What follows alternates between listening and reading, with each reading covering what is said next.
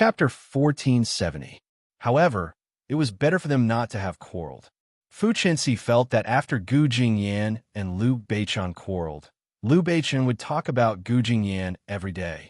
Although it was just a casual remark, it still sounded weird to the ears.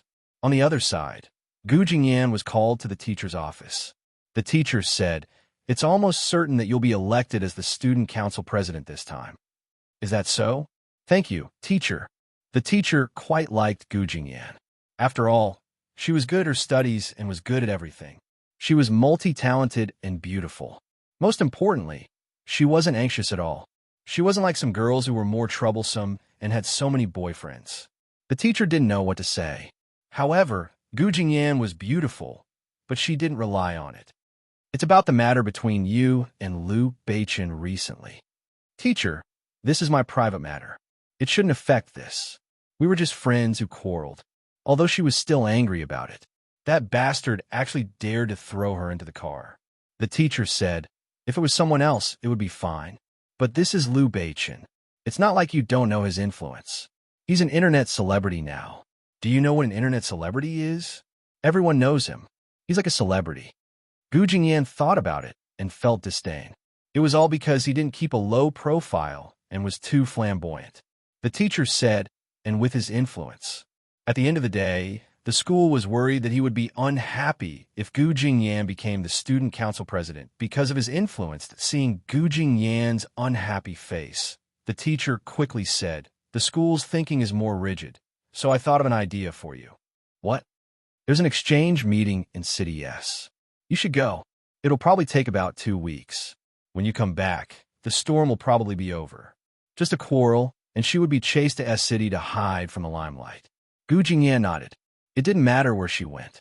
If she had to hide, then so be it. The teacher quickly said, "I knew you're the most obedient." Q University wasn't like other universities.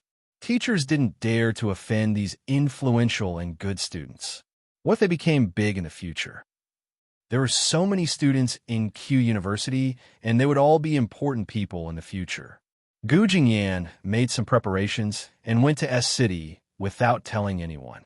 However, the school gave her economy class, and her family was worried, so they gave her first class. In fact, she had never taken economy class before and wanted to give it a try. However, she was worried that if she told her family, they would be anxious and send her a plane directly. She had no choice but to buy a first-class ticket to City S. She would stay at the other party's school and attend the exchange meeting. She had a single room to herself. She hadn't been to S City for a long time, and she was prepared to take a good look around. Over there, Liu Beichen was still focused on the competition, but during a break in practice, old Su said, "Did you hear? Gu Jingyan left." Liu Beichen looked up and asked, "What the hell?" "He went to S City University." Liu Beichen stood up immediately and asked, "What did she do? Did she run away?" "Ha, really, she ran away when she couldn't win. She's really something. I didn't do anything to her, but she's so magnanimous. She left just like that. Does she not want any of us friends?" Seeing Liu Beichen so agitated, old Su and little Q almost died of laughter. Seeing the two of them laughing so hard, Liu Beichen frowned and said, "What are you guys doing?" Old Su said, "Look at how scared you are. She went to attend the exchange meeting and will be back in 2 weeks." Liu Beichen sat down, his face dark. Old Su said, "I told you, you're so stubborn. If she really dies with you and doesn't interact with you anymore, let's see if you regret it." Regret? If he didn't regret it, why would he regret it? This kind of person wouldn't give in no matter what. He had never seen such a stubborn person before. Would it kill him to speak softly to him? He was always the one who gave in first. He glanced at the two of them and asked, "When did she leave?" "Yesterday." "She went by herself?" "Yeah, the school sent her. She went by herself." Liu Beichen sat down and muttered, "The school is really something. It's so dangerous for her to go by herself." That's right. The school didn't even think about it. Gu Jingyan is such an attractive person. If she goes there, she won't have our help anymore. Where she gets bullied. Seeing that there was hope, old Su smiled and said, "Let's go. I'm going to visit her. If anything happens, it'll be too late for regrets. I'll go in the afternoon." Are you coming? Liu Beichun frowned deeply and put his hands in his pockets, looking very impatient. Are you going or not? My plane is parked at the airport. Just come with me. All right. If you want to go, then let's go. I haven't been to City S in a long time anyway. Haha. He was too prideful. In the afternoon, the few of them decisively flew to City S together. They took Old Sue's private plane. Fu Chenxi went too. It was her first time taking a private plane. She felt that the plane was very small, but it was really comfortable. Soon, they reached City S. Liu Beichun went straight to his family's headquarters and took 2 cars. Since it was the Liu family's headquarters and his young master came to take the cars, there was no reason not to give them to him. One was Liu Beichun's favorite Ferrari and the other was a Porsche. They stayed in a hotel owned by Old Sue's family and packed up to go to S University. When they reached the entrance, Old Sue called Gu Jingyan with a smile. Guess where I am? Why are you calling me at this time? I'm so busy. Hey, you're really something. I'm in City S, and I came to look for you out of goodwill to accompany you for an event. You're ignoring me. What? You're in City S? Where are you? I saw the best car at the school gate. I'm right here. Car? That's great. You have a car? Quick, wait for me. Send me to the venue. I'm going to be late. Old Sue put down the phone, and the person next to him asked what was going on. Old Sue said, I was right to come. She said she didn't have time and was in a hurry to get a car. As she spoke, Gu Jingyan had already dashed over.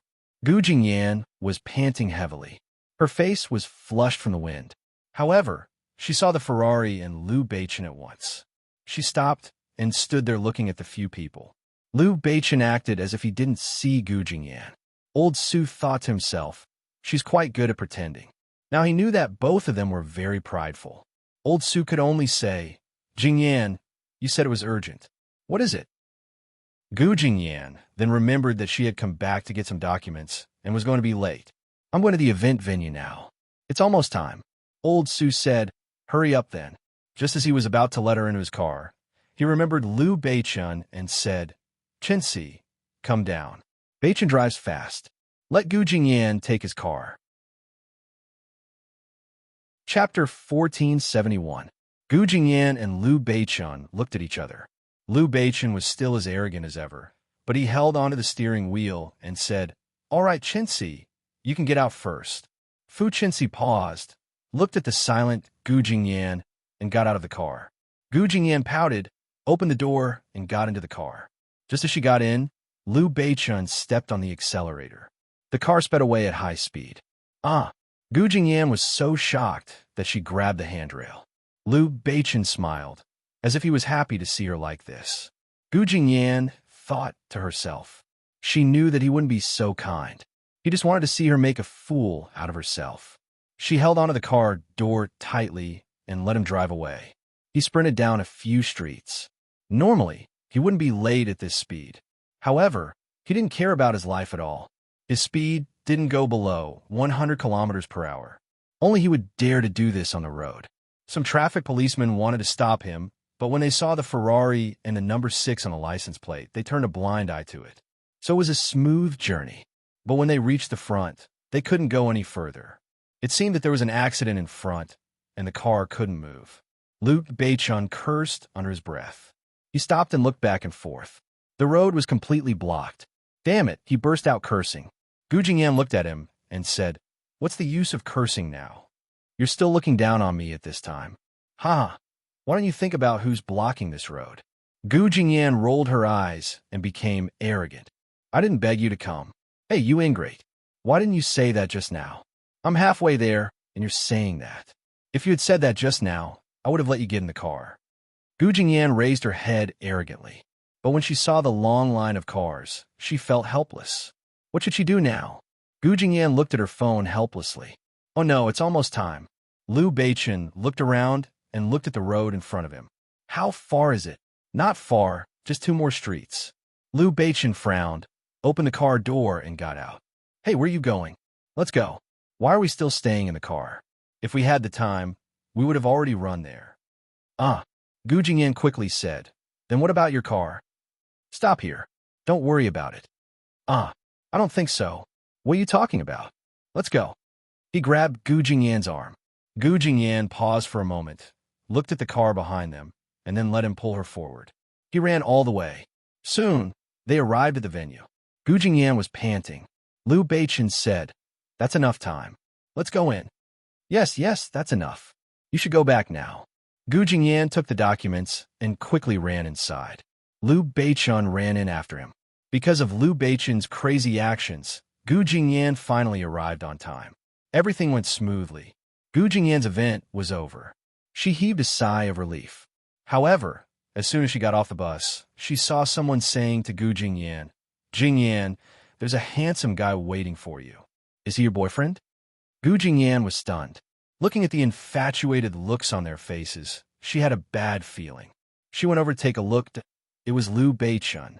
She quickly walked over and looked at the man who was still leaning against the wall with his hands in his pockets. "Hey you, Liu Beichen, why are you still here?" Liu Beichen said, "I'm waiting for you." "You're waiting for me? Where's the car? Don't you want the car anymore?" Liu Beichen said, "I forgot." "Damn, how could he forget that? Hurry up and see how the car is doing." Gu Jingyan hurriedly shouted. Little did she know that they didn't have to worry anymore, because they saw that the news had already been published. A Ferrari worth tens of millions was abandoned in the middle of the road. The driver disappeared. The traffic police had no choice but to tow the car. There were countless comments below. Most of them were saying, "Tycoons are so willful. They don't even want their Ferrari anymore." Liu Beichen thought to himself, "Oh no." Gu Jingyan said, "What's wrong?" Liu Beichen said, "My family doesn't allow me to drive anymore. I had to threaten the secretary here to give me a car. My dad will definitely see the news." Gu Jingyan scratched her head. This Liu Beichen was too much of show-off. Why did he have to drive a Ferrari? All right, hurry up and get the car from the traffic police. It didn't take much effort. The news had already been published online. They went straight to the traffic police station that towed the car away. Once they entered, they said, "We're here to get the car." The traffic police said, "What car? Did you park it illegally?" Gu Jingyan looked at Liu Beichen. "You could say that. It was parked in the middle of the road. It must be illegal. What's the car plate number?" The traffic police frowned as he registered the car. 666,666. The traffic police looked up. If it was any other day, he would definitely think that it was a joke. But today they had really towed away a 666,666 car. "You, what car are you looking for?" "A red Ferrari," Gu Jingyan said. The two of them were brought to the back. The traffic police captain said from behind, "Young Master Liu, I didn't know it was you. But this car is really being detained, and..." He smiled and said, "We've already found the owner." Liu Beichen looked up and said, "You call my dad?" "Yes. Old Master Liu said that he'll be here soon." Liu Beichen's face was pale, and he looked like he was about to die. Soon after, Liu Qingyu flew over. Liu Beichen was about to run away. He said to Gu Jingyan, "When my dad comes, tell him that I'm leaving first." Gu Jingyan hurriedly said, "Sai, that's enough. It's too late for you to run now. My dad said that if I drive again, he'll break my leg." That's still. Just as she finished speaking, Liu Qingyu had arrived. "Liu Beichen, you unfilial son, you unfilial son. What trouble did you cause this time? Everyone knows about it, and it's spreading everywhere." The police officer saw that the fiery Liu Qingyu had picked up Liu Beichen and beaten him up. They didn't dare to stop him and could only try to persuade him. Old Master Liu, it's okay. It's just a small matter. Nothing happened." Gu Jingyan also hurriedly said, Uncle, it's all because of me. Don't." Liu Beichen was humiliated and immediately flew into a rage. "All right, you hit me every time. I learned this from you. It's all because of your teachings that you hit me. Hey, you unfilial son, how dare you say that?" Liu Qingyu was furious and said, All right, I want to teach you a good lesson. I should have cut off your food supply so that you wouldn't have to wander outside every day." "So be it." Liu Beichen looked up, looking noble and disdainful. Chapter 1472. You set yourself. "All right, I'm not taking the car away today. You can punish whoever caused this." Liu Qingyu said directly. Punish them however you want and arrest them. You don't have to give me face." With that, he walked out angrily. Before he left, he looked at Gu Jingyan and said, "Sai, I told you to stay away from him. I don't have the face to see your mother anymore. Look, I'm always dragged down by this unfilial son of mine." Gu Jingyan pursed her lips carefully. She was speechless. It was all because of her this time. Seeing Lu Qinyu being so gentle to Gu Jingyan, the traffic police officers were wondering who she was. She was so awesome that even Lu Qinyu was being so nice to her. After Lu Qinyu left, the law enforcers discussed. Although Lu Qinyu had said to punish them however they wanted, they couldn't really not give him face. Thus, they drove the two of them back and said that they would just have to pay some fines. They couldn't really bring the two of them in. On the way, they were very polite to Gu Jingyan and Liu Beichen. They didn't expect to meet the eldest young master of the Liu family and the fourth daughter of the Gu family while towing the car. When they heard that Gu Jingyan was the fourth daughter of the Gu family, they were all shocked. But made sense. If it weren't for these rich young masters, who would dare to cause such trouble? The two of them were sent back. Gu Jingyan knew that Liu Beichun had gotten into trouble because of her. She could only sigh at him. "Is your father really going to cut off your food supply?" "Huh, so be it. Who cares?" Gu Jingyan said, "Don't be like this." Liu Beichun said, "I still have you guys. You won't let me starve to death, right?" All right, that was true. Gu Jingyan thought that if his family really stopped giving him money, she would definitely help him. After all, it was to help her this time. But then she thought that it was fine if they were late. He didn't have to be so impatient. When they arrived at school, Old Sue and the others were waiting there. "You guys are really something. You can even cause such a stir just by driving a car. You all know about it," Gu Jingyan said. Old Sue said, "The news is so big. How could I not know? Didn't you see what was written on it? A Ferrari worth 10 million was thrown on the road. Io, what a great headline." Fu Chenxi looked at them and said helplessly, "Are you guys going to be all right?" Liu Beichun said, "It's fine. It's just that their food supply has been cut off." "What?" Fu Chenxi was extremely shocked.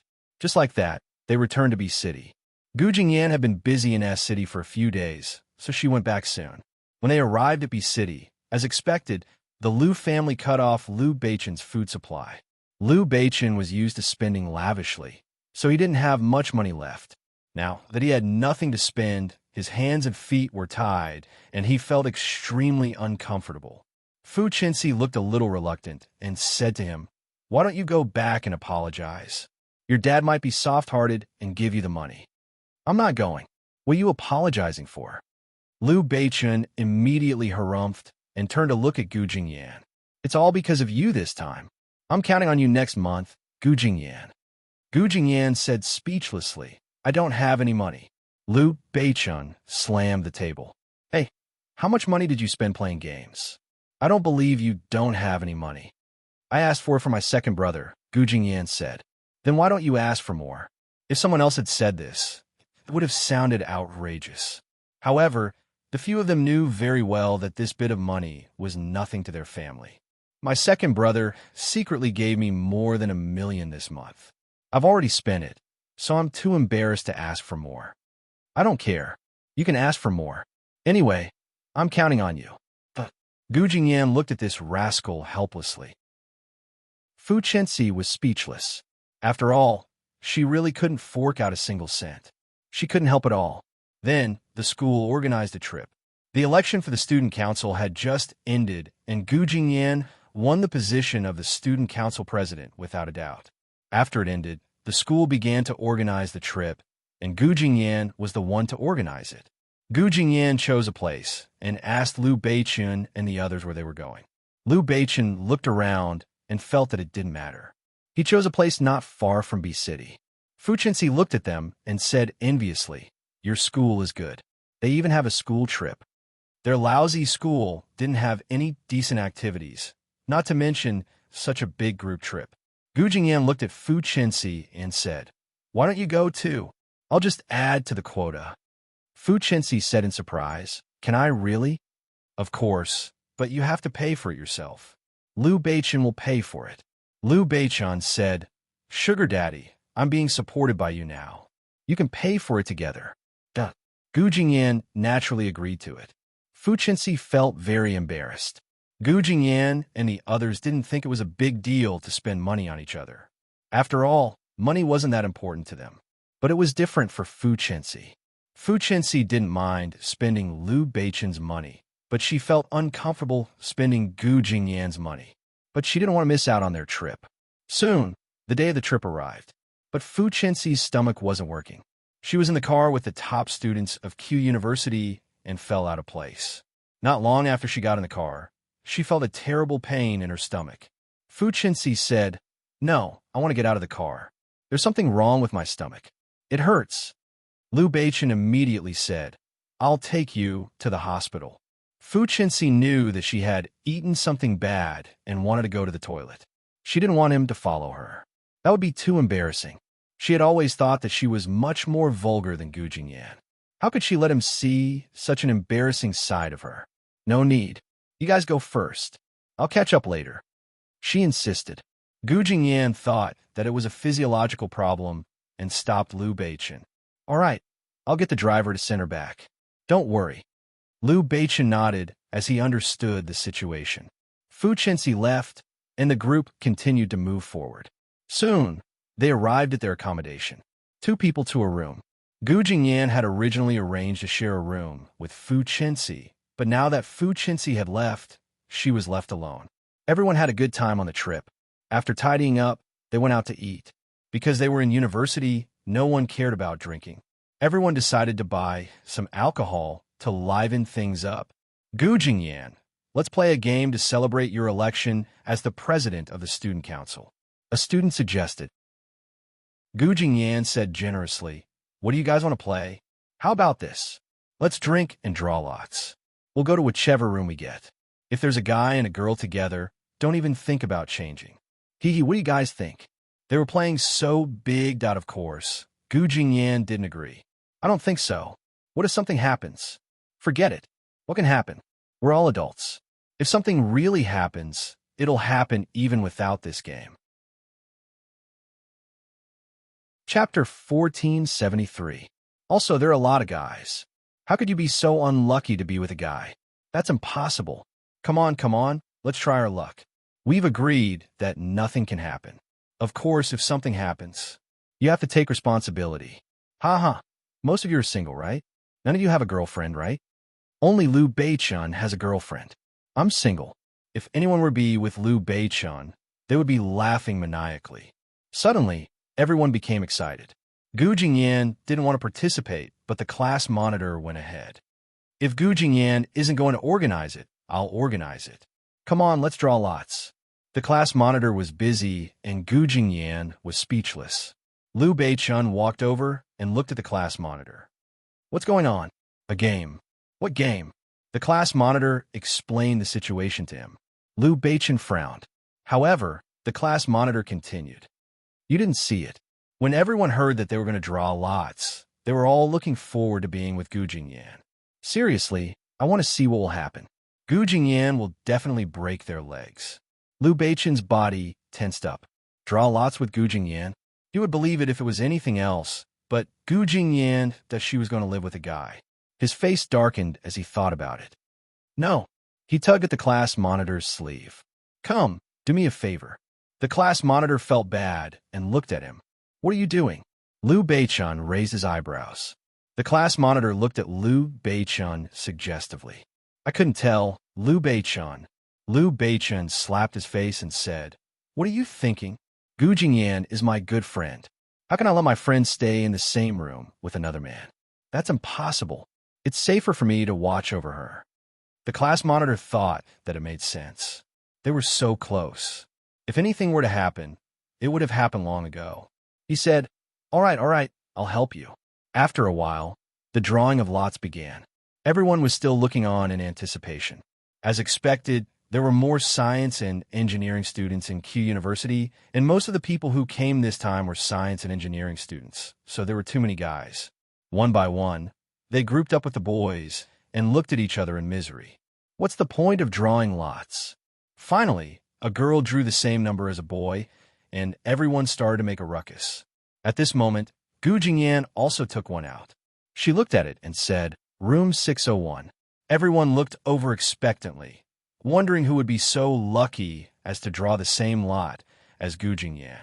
The class monitor glanced at Liu Beichun and said, "Who else drew 601? Everyone looked at each other curiously. Liu Beichun walked out and took the number. Everyone looked at the shining number 601. Immediately, everyone sighed. "No way. You two are together again. What a coincidence. You guys can even be together? Hurry up and get together." Gu Jingyan raised her head and looked at Liu Beichun. Liu Beichun looked arrogant as he looked at them.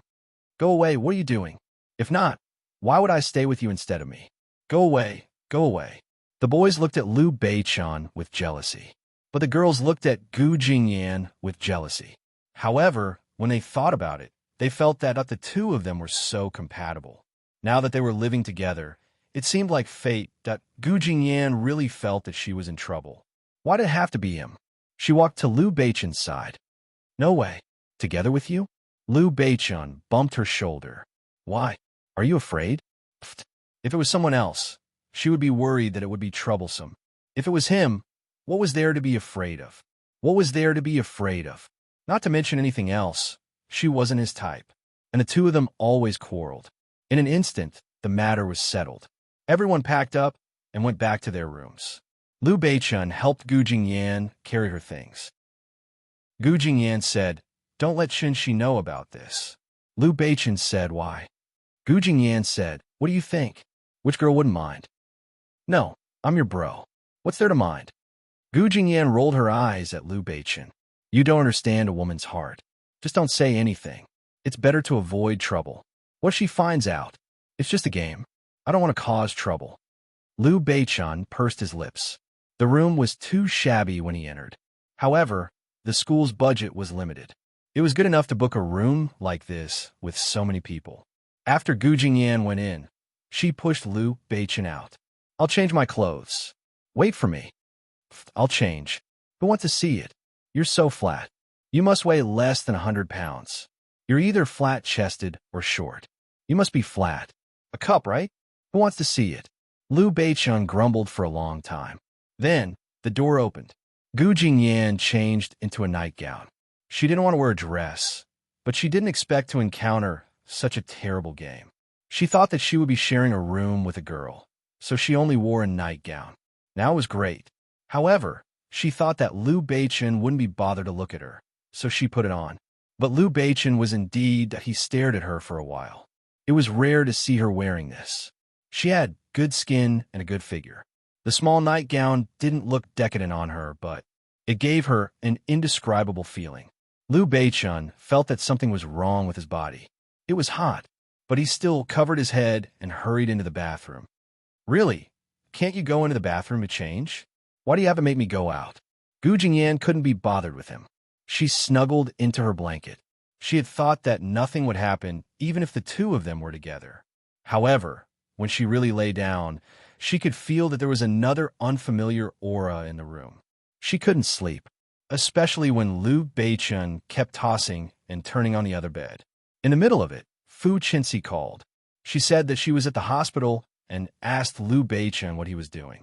Liu Beichun looked at Gu Jingyan. He thought that he was calm, but now he felt a little guilty.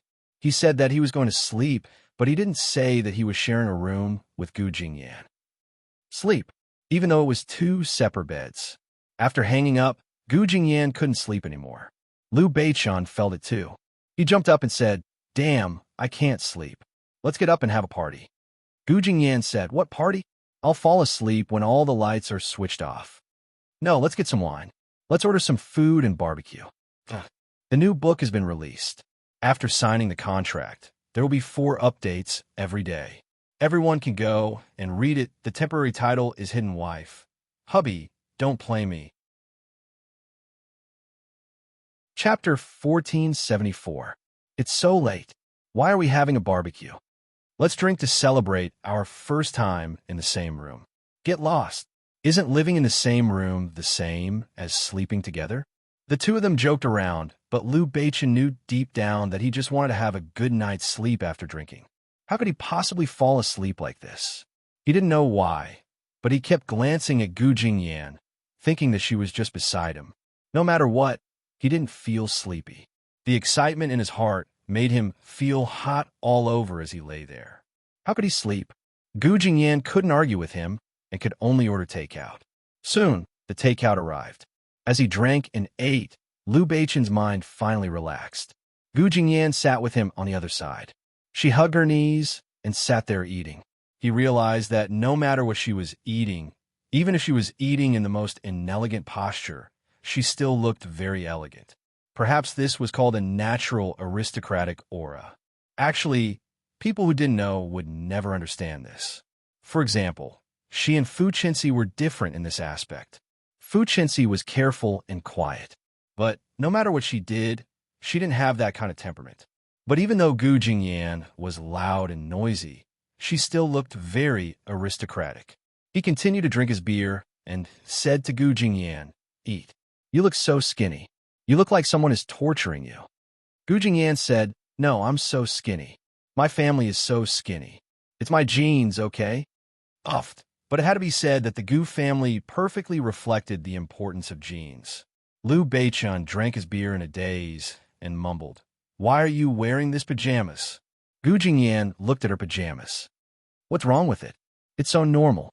The skirt is so short. How is it normal?" Gu Jingyan looked down. Her long legs were indeed exposed, but she didn't expect to be with him. "Hey, what else can I do? I'm wearing pajamas. Do I have to cover my whole body? You can't show it like that. Didn't you know not to look? Turn your head away. You're not allowed to look." Gu Jingyan said as she reached out to push his face. Liu Beichen frowned and said, "Hey, can't you change your bad habit of getting physical for no reason?" "I can't. Who asked you to have such a big mouth?" Liu Beichen dodged and said, "If you dare to touch yours truly again, yours truly will break your little claws." Then he reached out and grabbed her arm. Gu Jingyan didn't succeed. She snorted and said, "Let go." Liu Beichen said, "Hurry up and apologize to me. I'll treat you to a barbecue, and you still dare to hit me? Hey, why should I apologize to you? Come and apologize." "No, no, no." Gu Jingyan wanted to jump away, but Liu Beichen's grip was too strong. He held her hand tightly and refused to let go. That forceful tug, Gu Jingyan fell backwards. "Hey, you." Liu Beichen hurriedly tried to pull her up, but to his surprise, both of them fell to the ground. Their eyes met. She is below, he is above. So straight, he looked at her face. That good-looking face was now flushed and stubbornly presented in front of his eyes. This damned woman always needs to be taught a lesson. Today, it was especially so. "I told you not to hit me. Look at you. You can't even see clearly. You're falling." Gu Jingyan lowered her head. She felt his chest hitting her body. It was so painful, because the position of his chest, she looked at him and he looked back at her. For a moment, her mouth was dry, as if something was swimming in her body. His lips moved. Suddenly, he felt a burning sensation in his body as he looked at her face. Facing her lips, he abruptly kissed her. Gu Jingyan paused. Then, she closed her eyes tightly as her lips intertwined with his. Immersed, lingering the moment the two of them touched, they couldn't care less about anything else. In their eyes and in their bodies, there was only each other. It was like a river that hadn't seen water for many years. Suddenly, it was like a spring breeze. It was like the spring after a harsh winter, when flowers bloomed for thousands of miles. It was like a gear that hadn't been turned for a long time was suddenly wound up. It was like the spring breeze and rain came together. He hugged her passionately and kissed her more intensely, as if he wanted to tear her apart. And she, with her eyes closed, had already involuntarily wrapped her hands behind his back. Feeling those slender arms wrapping around him, his movements became even more frenzied. There was only one violent thought in his mind. He wanted to eat her up, when their bodies were completely attached to each other. When they were completely joined together, the satisfaction in his heart was more than anything else. There had never been anyone who could make him feel so satisfied and so fulfilled. She didn't give in to him. After a while, she turned around and sat on his body. After a while, she came down and wrapped her arms around his waist, asking for it. He really felt like he was going to be killed by her. The two young bodies had been tormenting each other for a long time. Only then did he fall into a deep, deep sleep. The sky brightened. When Gu Jingyan slowly woke up, her body froze. What was going on? Where was she? It hurt that she felt like her lower body was being torn apart. She looked up and saw the man beside her, Liu Beichen. When he was asleep, he was like a baby, so obedient, so well-behaved, so good-looking. But then all of a sudden, she sat up abruptly. At the same time, Liu Beichen also sat up. He was shocked. He blinked his eyes and looked at Gu Jingyan. They had never thought that things would turn out like this, but what should and shouldn't have been done had been done. She looked at him. All right, it's my fault. Liu Beichen didn't know what had happened to him that night. But looking at her, he couldn't control himself and kissed her passionately. And it was her first time. Hearing the remorse in his voice, Gu Jingyan felt as if she had eaten something bad, and she felt terrible. After a while, she stood up. How could it be? It takes two hands to clap. This is both our fault. All right, since it has already happened, let's not care whose fault it is. He lifted his head and looked at her. Gu Jingyan stood up. No matter what, she would always be Gu Jingyan, that arrogant princess. When she lifted her chin, she looked down on everyone. Anyway, we can pretend that nothing happened. Only you and I know about this. We can pretend that nothing happened. Anyway, it will never happen again, right? Liu Beichen narrowed his eyes and looked at her. Pretend that nothing happened? Was she that carefree?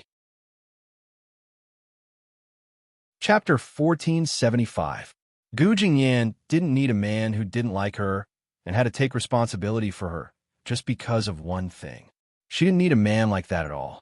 Hence, she said it in a carefree manner. Moreover, she didn't think that in this society, a woman would need a man to take responsibility for her just because of one thing. At night, that night was their fault. That was for sure.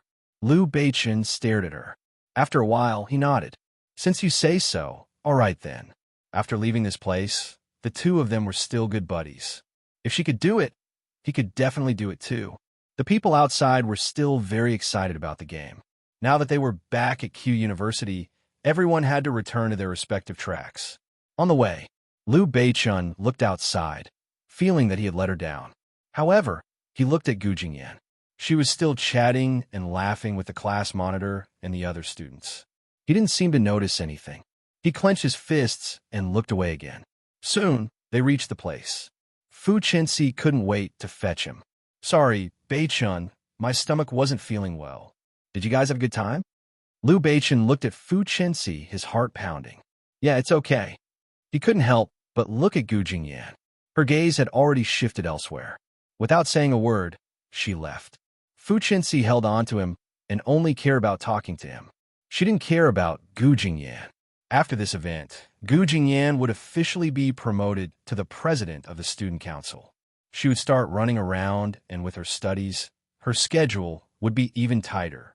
However, the president of the student council of Q University would usually receive a lot of attention. Hence, everyone would only pay more attention to this beautiful female president. Gu Jingyan was even invited to attend the ZF conference. When they went to eat together, Gu Jingyan lowered her head and ate. At the side, old Su said, "Let's go to the beach tomorrow. I'll drive there and bring you guys along." Gu Jingyan said, "I'm not free. I have to attend the University Environment Conference at ZF tomorrow." Huh? ZF? You're going?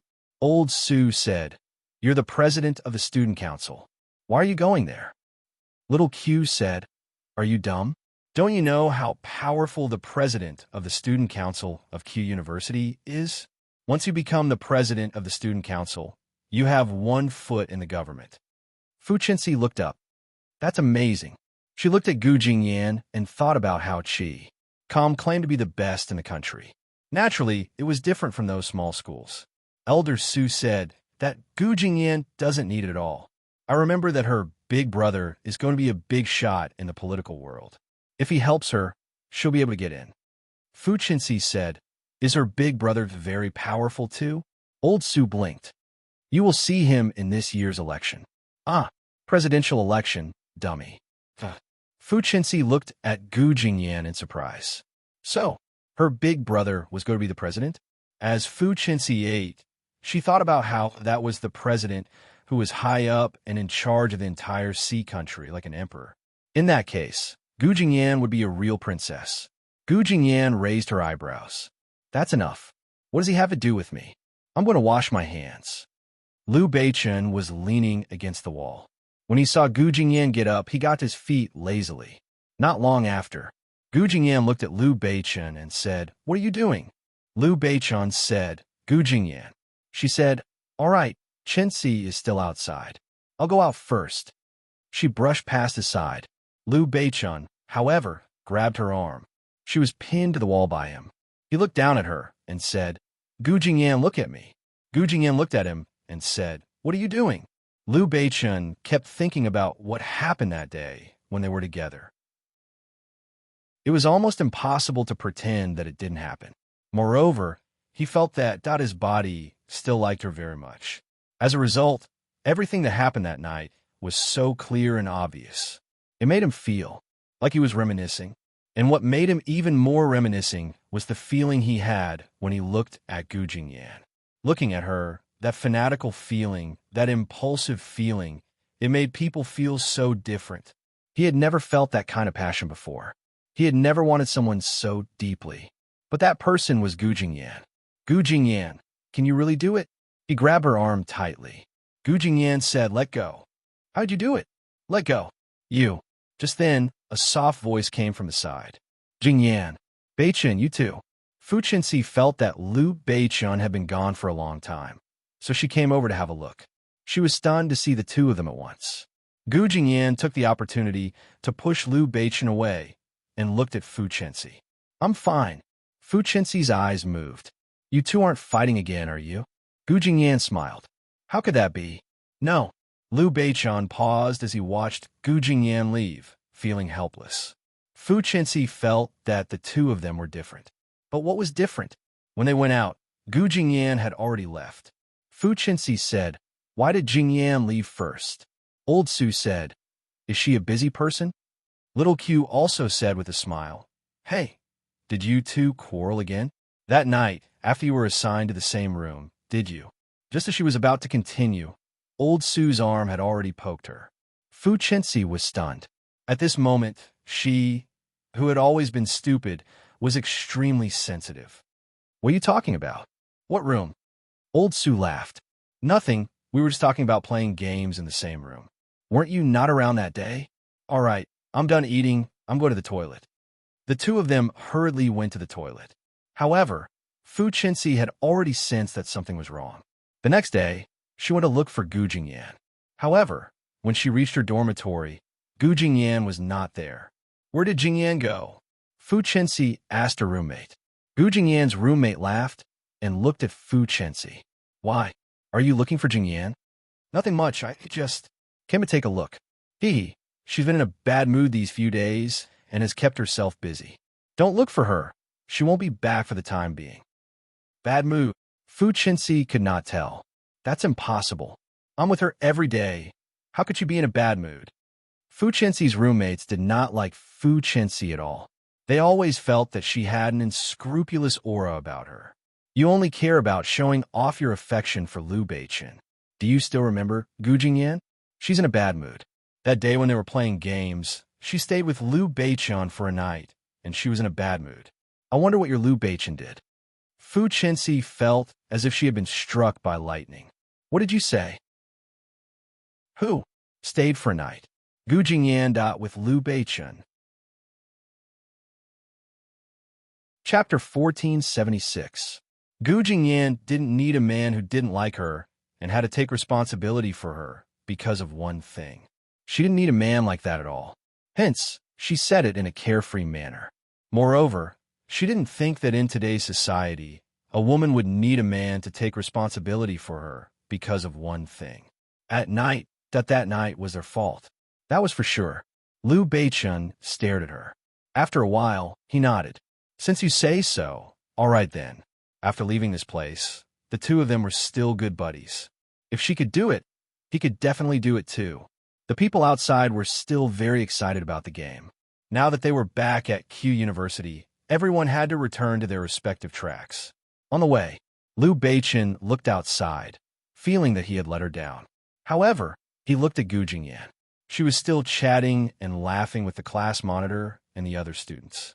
He didn't seem to notice anything. He clenched his fists and looked away again. Soon, they reached the place. Fu Chenxi couldn't wait to fetch him. Sorry, Beichun, my stomach wasn't feeling well. Did you guys have a good time? Liu Beichun looked at Fu Chenxi, his heart pounding.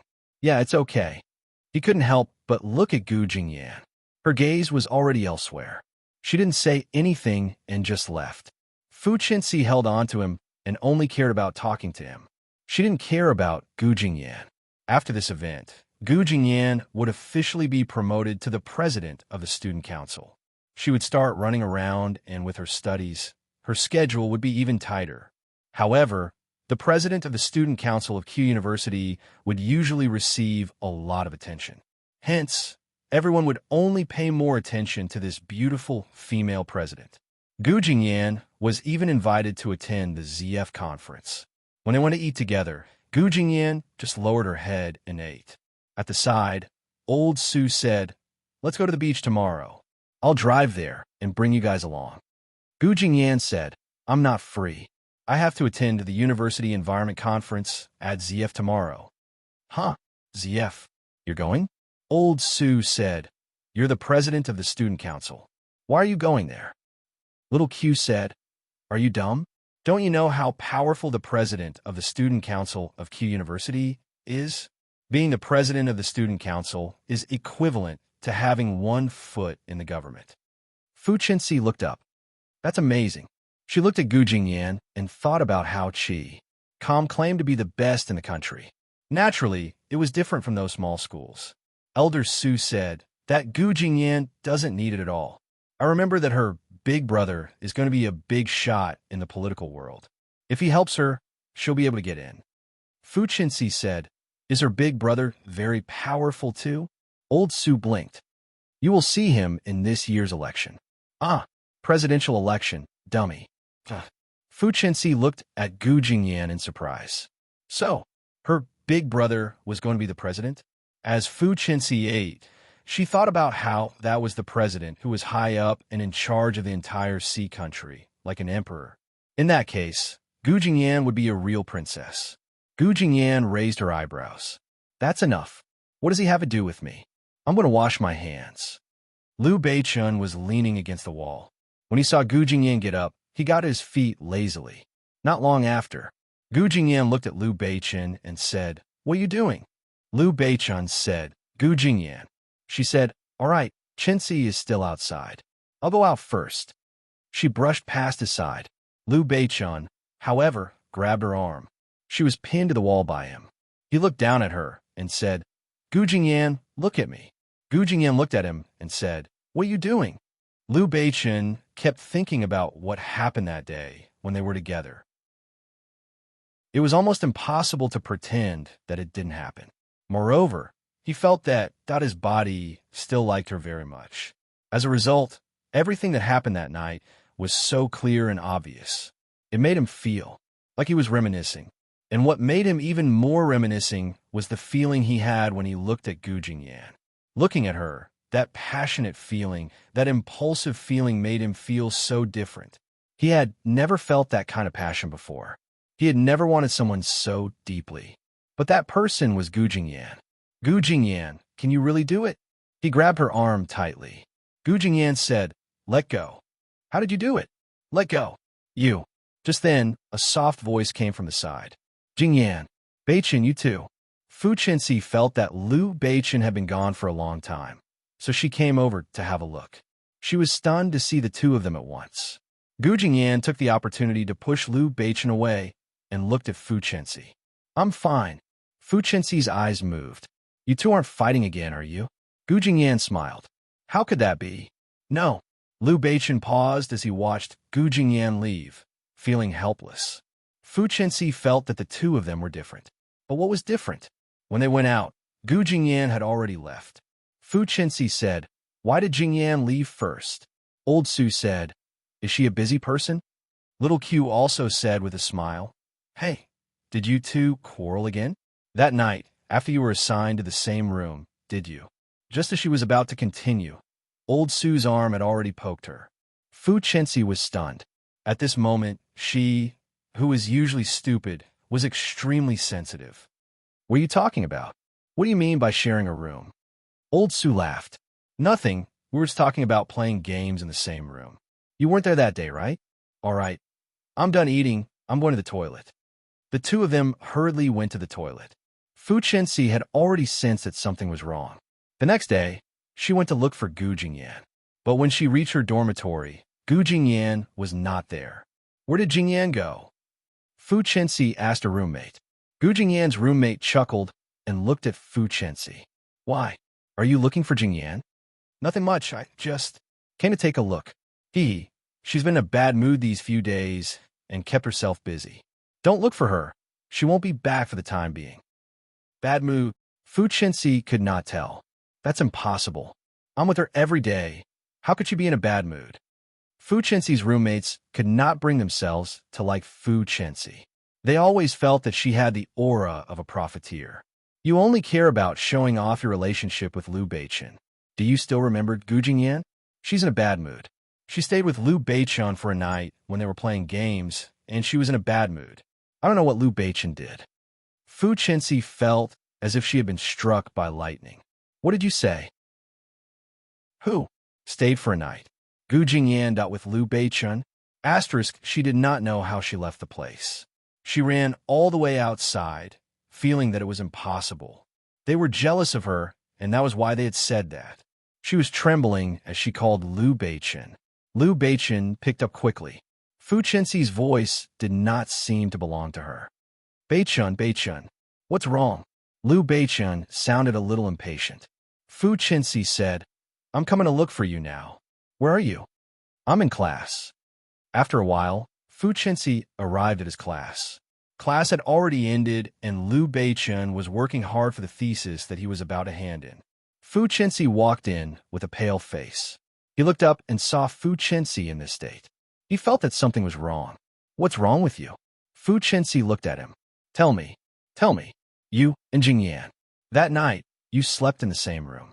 Did something happen between the two of you? Liu Beichen was stunned. Fu Chenxi burst into tears at once. She looked at him expectantly. Did anything really happen? Liu Beichen pulled her and said, Listen to me. Chenxi. He was confused and didn't know what to say. Fu Chenxi pushed him away. Tell me, did anything happen? Liu Beichen was pushed to the side, his hands hanging by his sides. He lifted his head and looked at them silently. He bit his lip and nodded. Fu Chenxi thought that she was seeing things. She widened her eyes and looked at him. What did you say? What did you say? Liu Beichen was not going to lie. He turned around and said, It was just an accident. Chenxi, but... Looking at Fu Chenxi's pale face, he said, But it did happen. You. Fu Chenxi's heart ached. She was indignant and unconvinced. She grabbed Liu Beichen and shouted, Is it because she is the fourth miss of the Gu family? Liu Beichen frowned. How is that possible? Then why? Is it because she is beautiful? No, of course not. Oh, then is it because you like her? Fu Chenxi became more desperate as she spoke. No, it's not like that. Liu Beichen wanted to say more, but Fu Chenxi couldn't take it anymore. She turned and ran out. Chenxi. Liu Beichen wanted to chase after her, but he couldn't. He didn't know how to catch up with her. Suddenly, Fu Chenxi disappeared without a trace again. The next day, when he went to Fu Chenxi's house, she was gone. And Liu Beichen knew that he was in the wrong this time. It was his fault that she left so angrily. That night, Gu Jingyan didn't see Liu Beichen. She looked around and asked old Su, Where's Liu Beichen? Sai, isn't that so? That Fu Chenxi is too good at harming people. She actually ran away without a sound again. Gu Jingyan was stunned. Unlike the two people who were cursing at Fu Chenxi, she sat there silently. After a while, she stood up and said, I'm going out for a while. The moment she went out, she tried to find a way to find Fu Chenxi. She used the Gu family's power to find the Gu family's secret guards to look for Fu Chenxi. It was still possible to find her this way. Fu Chenxi was still in B City at a relative's house. She walked over and saw that it was a dilapidated courtyard in a village in the city. It was dirty all around. She stepped on it with her sneakers, and the side where she stepped on it was slightly dirty. And Fu Chenxi was sitting at the side, helping a relative take care of a child. She was wearing simple clothes and seemed to have lost a lot of weight in just a few days. "Chenxi," she called out. Fu Chenxi was stunned. Looking at Gu Jingyan again, Fu Chenxi's tears fell instantly. You, who asked you to come here? Why are you here?" Fu Chenxi stood up immediately. Gu Jingyan looked at her. "You know?" Fu Chenxi paused for a moment before she understood what Gu Jingyan was talking about. "Yeah, I know. I know you and Liu Beichen. I can't believe you two are together. Gu Jingyan, how can you be so shameless? You're my friend, and he's my boyfriend. How would you do this?" Gu Jingyan listened to her curses but did not say anything. "And now you still have the cheek to come here. What are you doing here? How is this place befitting of your noble status? It is so dirty. How can you step on it? We are poor, but we are not to be bullied by you. You have already got Liu Beichen. Why are you still here?" Gu Jingyan raised her eyebrows and looked at her calmly. "Chenxi, this has nothing to do with who has money or who doesn't," she said. Fu Chenxi laughed coldly. "Of course you don't understand." "Yeah, I don't understand because I've never cared about money, so I don't understand why you always talk about money.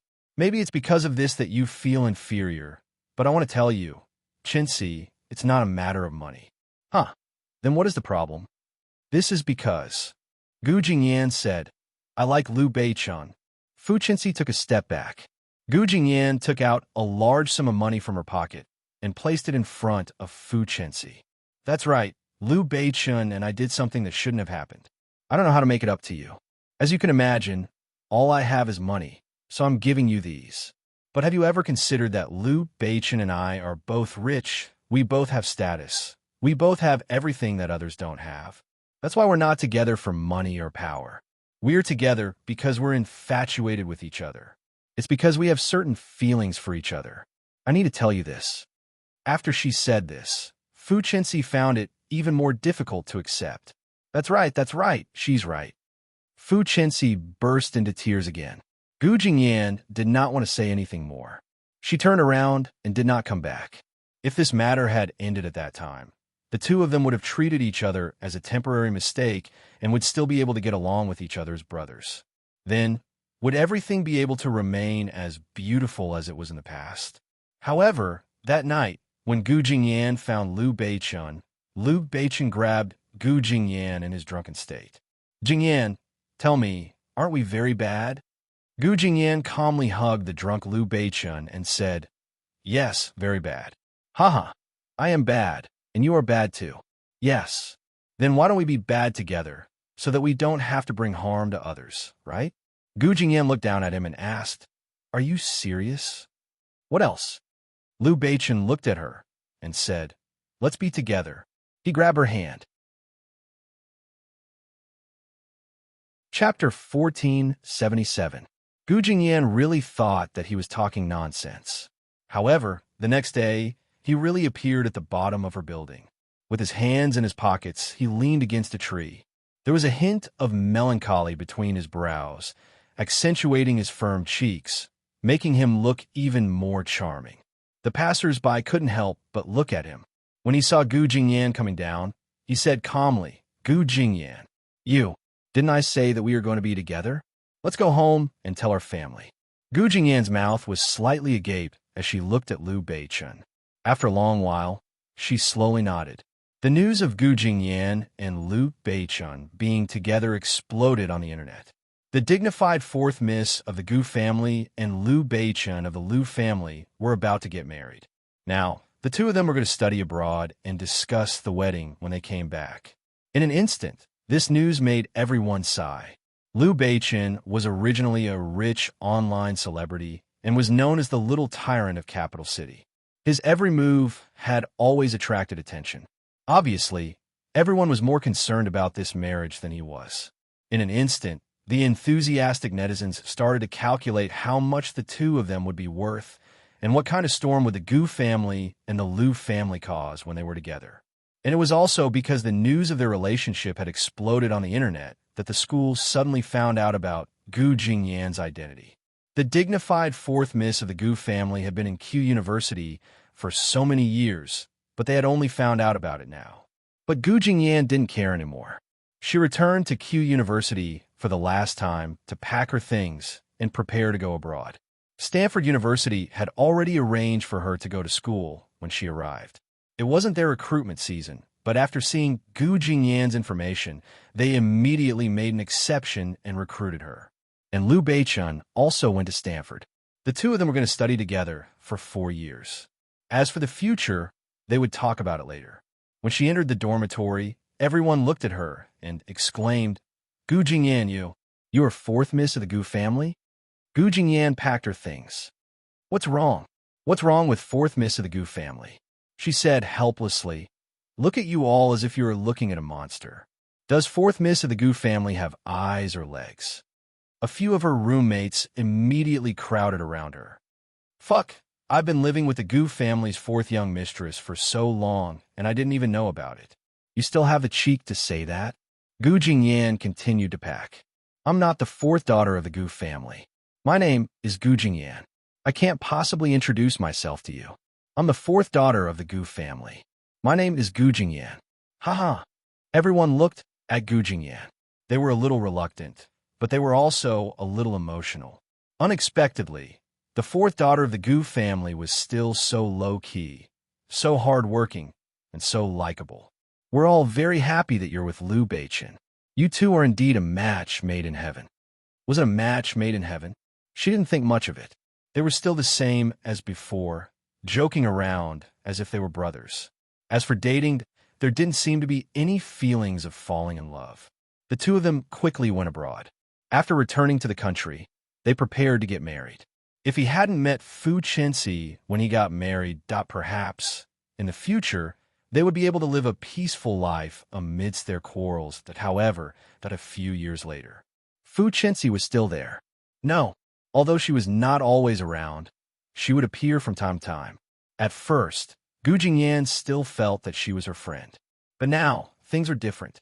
Gu Jingyan left Liu Beichun behind and sped away in her sports car. Although many people looked down on female drivers, no one dared to disrespect a female driver who drove a sports car worth more than 10 million. Gu Jingyan stepped into the bungalow. She knew that this was a gift from Liu Beichun to Fu Chenxi. In the past, he could turn a blind eye to it and let it pass. Because she knew that although Liu Beichun had taken care of Fu Chenxi, he had never touched her. Otherwise, given her temper, she would have exploded long ago. But today, Liu Beichun had completely angered her in the car. She pushed open the door. The Fu family did not know who was in front of them. "Who are you? Who told you to come in?" "You. Where's Fu Chenxi?" She took off her sunglasses and asked. The Fu family's old maid saw her and was stunned. You. Tell Fu Chenxi that an old friend is here and wants to meet her." At this moment, Fu Chenxi heard the voice and walked out. The moment he saw Gu Jingyan, his heart skipped a beat. The paleness on his face was obvious. Gu Jingyan walked towards her step by step. Her powerful aura made people flinch. Gu Jingyan said, "Fu Chenxi, I know that my husband took care of you in the past. For the sake of his old friend, he spent money on you, bought you a house, and helped you find a job. I didn't say anything. But after all, he's my husband. If I'm divorced, it's fine. You could do whatever you want. I'm not divorced yet. If you're impatient, you can wait a few days or persuade him to sign the divorce papers so that he can be with you. Don't drag it out and annoy me every day." Fu Chenxi's face turned black. Jingyan. Gu Jingyan was no longer the amiable student she used to be. She had been in the business world for many years and had quarreled with Liu Beichun for many years. She knew Liu Beichun from the inside out. She knew how to deal with people like Fu Chenxi. She interrupted Fu Chenxi and said, "What do you mean? You want to say that this has nothing to do with you? You don't want to seduce my husband and destroy my family?" Fu Chenxi's face turned even paler. Gu Jingyan said bluntly, "Okay, I don't want to ruin it. You should leave right away and get married right away. Find a man to marry. Don't find all kinds of excuses to stay and disappear right away. That's enough. Otherwise, she walked closer to Fu Chenxi. Her stare made Fu Chenxi feel even more guilty. Gu Jingyan was so scary and domineering. It made people that there was no room for rebuttal. Gu Jingyan stared at her face and said, "Otherwise, all the reasons are just excuses. You don't have to tell me that you don't want to destroy other people's families. Whether or not it has nothing to do with you, it has nothing to do with me. Whether or not you did it on purpose, it has nothing to do with me. Because I can only see one thing, and that is, you are here destroying my family." Gu Jingyan snorted and said, "So, there are no excuses. You are a mistress, understand?" Fu Chenxi fell to the ground. Gu Jingyan didn't say anything else. She turned around and looked at her parents. "Take good care of your daughter. Either you let her display her ability as a mistress and get Liu Beichun to agree to divorce me, or you stay away from our family. You." Chapter 1478. Gu Jingyan left. The Fu family's parents were furious. Looking at Fu Chenxi, who was standing behind him, Father Fu said, "Look at yourself. Say something." Fu Chenxi lowered her head and kept quiet. Fu Chenxi's mother said, "Humph. She only dares to talk to you like that because her family is rich. Why are you afraid of her? Liu Beichun is good to you. What can she do to you?" "That's right. If you work harder on Liu Beichun, you'll kick her away from being Madame Liu. If not, you can give birth to a child for him." "Mom, what are you doing?" Fu Chenxi stomped her feet and went back to her room. Liu Beichun had given her this place. But Liu Beichun had only given her food and water so that she wouldn't starve to death. He had never said anything about it. He did not want to give her any other feelings. She couldn't even touch him if she wanted to. Now, it was just as Gu Jingyan had said. Liu Beichun did not want to divorce Gu Jingyan, although Liu Beichun had said it nicely, saying that he was unwilling to let Gu Jingyan get what she wanted. But was it true? All these years, she had been thinking about what Gu Jingyan had said to her. She and Liu Beichun were from the same family. They were both rich and did not care about money or status. So, they could be together because they had feelings for each other. So, did Liu Beichun really have feelings for Gu Jingyan? Gu Jingyan did not go home. She was too lazy to meet Liu Beichun, so she found a place to stay. When Liu Beichun got home, he was furious when he did not see Gu Jingyan. This woman was really that. Not only did she run away for half a year, she even disappeared when she came back. When he went out, he saw his bodyguards. "Where's Madam?" he asked angrily. "That? I don't know." Liu Beichun was furious again. "What do you mean you don't know? You don't even know where she is. Why are you eating?" "Young Master Liu, you know Madam's bodyguards. If Madam does not want to be found, it is hard to find her." Yes, he could always control the whole world, except for Gu Jingyan. No matter how hard he tried, he couldn't control her. Good, very good. All right, all of you get lost. You can't even beat a few bullshit security guard from the Gu family. You're really embarrassing me. After that, he went back and slammed the door. However, he was indeed in a bad mood. Who could be happy? His own wife was asking for a divorce every day. It would be strange if he could be happy. At this moment, Fu Chenxi called. He looked at it and felt inexplicably annoyed, but in the end, he still picked up the phone. "What's up?" "Yes. Jingyan came by today." Liu Beichun wanted to ask casually, but when he heard that Gu Jingyan had been there, he jumped up.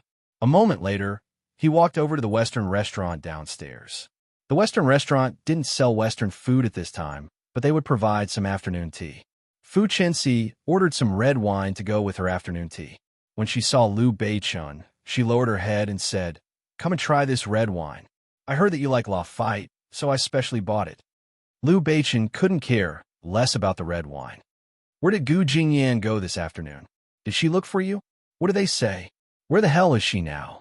Fu Chenxi paused. She couldn't keep the smile on her face. She said, "She didn't say anything. She just said that you're getting a divorce." Liu Beichun's face was burning. This woman, who was divorcing her? They hadn't even divorced yet. He hadn't even agreed to it, and she was already announcing it everywhere. "That's what she said?" Fu Chenxi said, "Beichun, why are you getting a divorce? Don't get a divorce? okay? If there's anything, you can talk about it. She tugged at his arm and seemed to be advising him very carefully.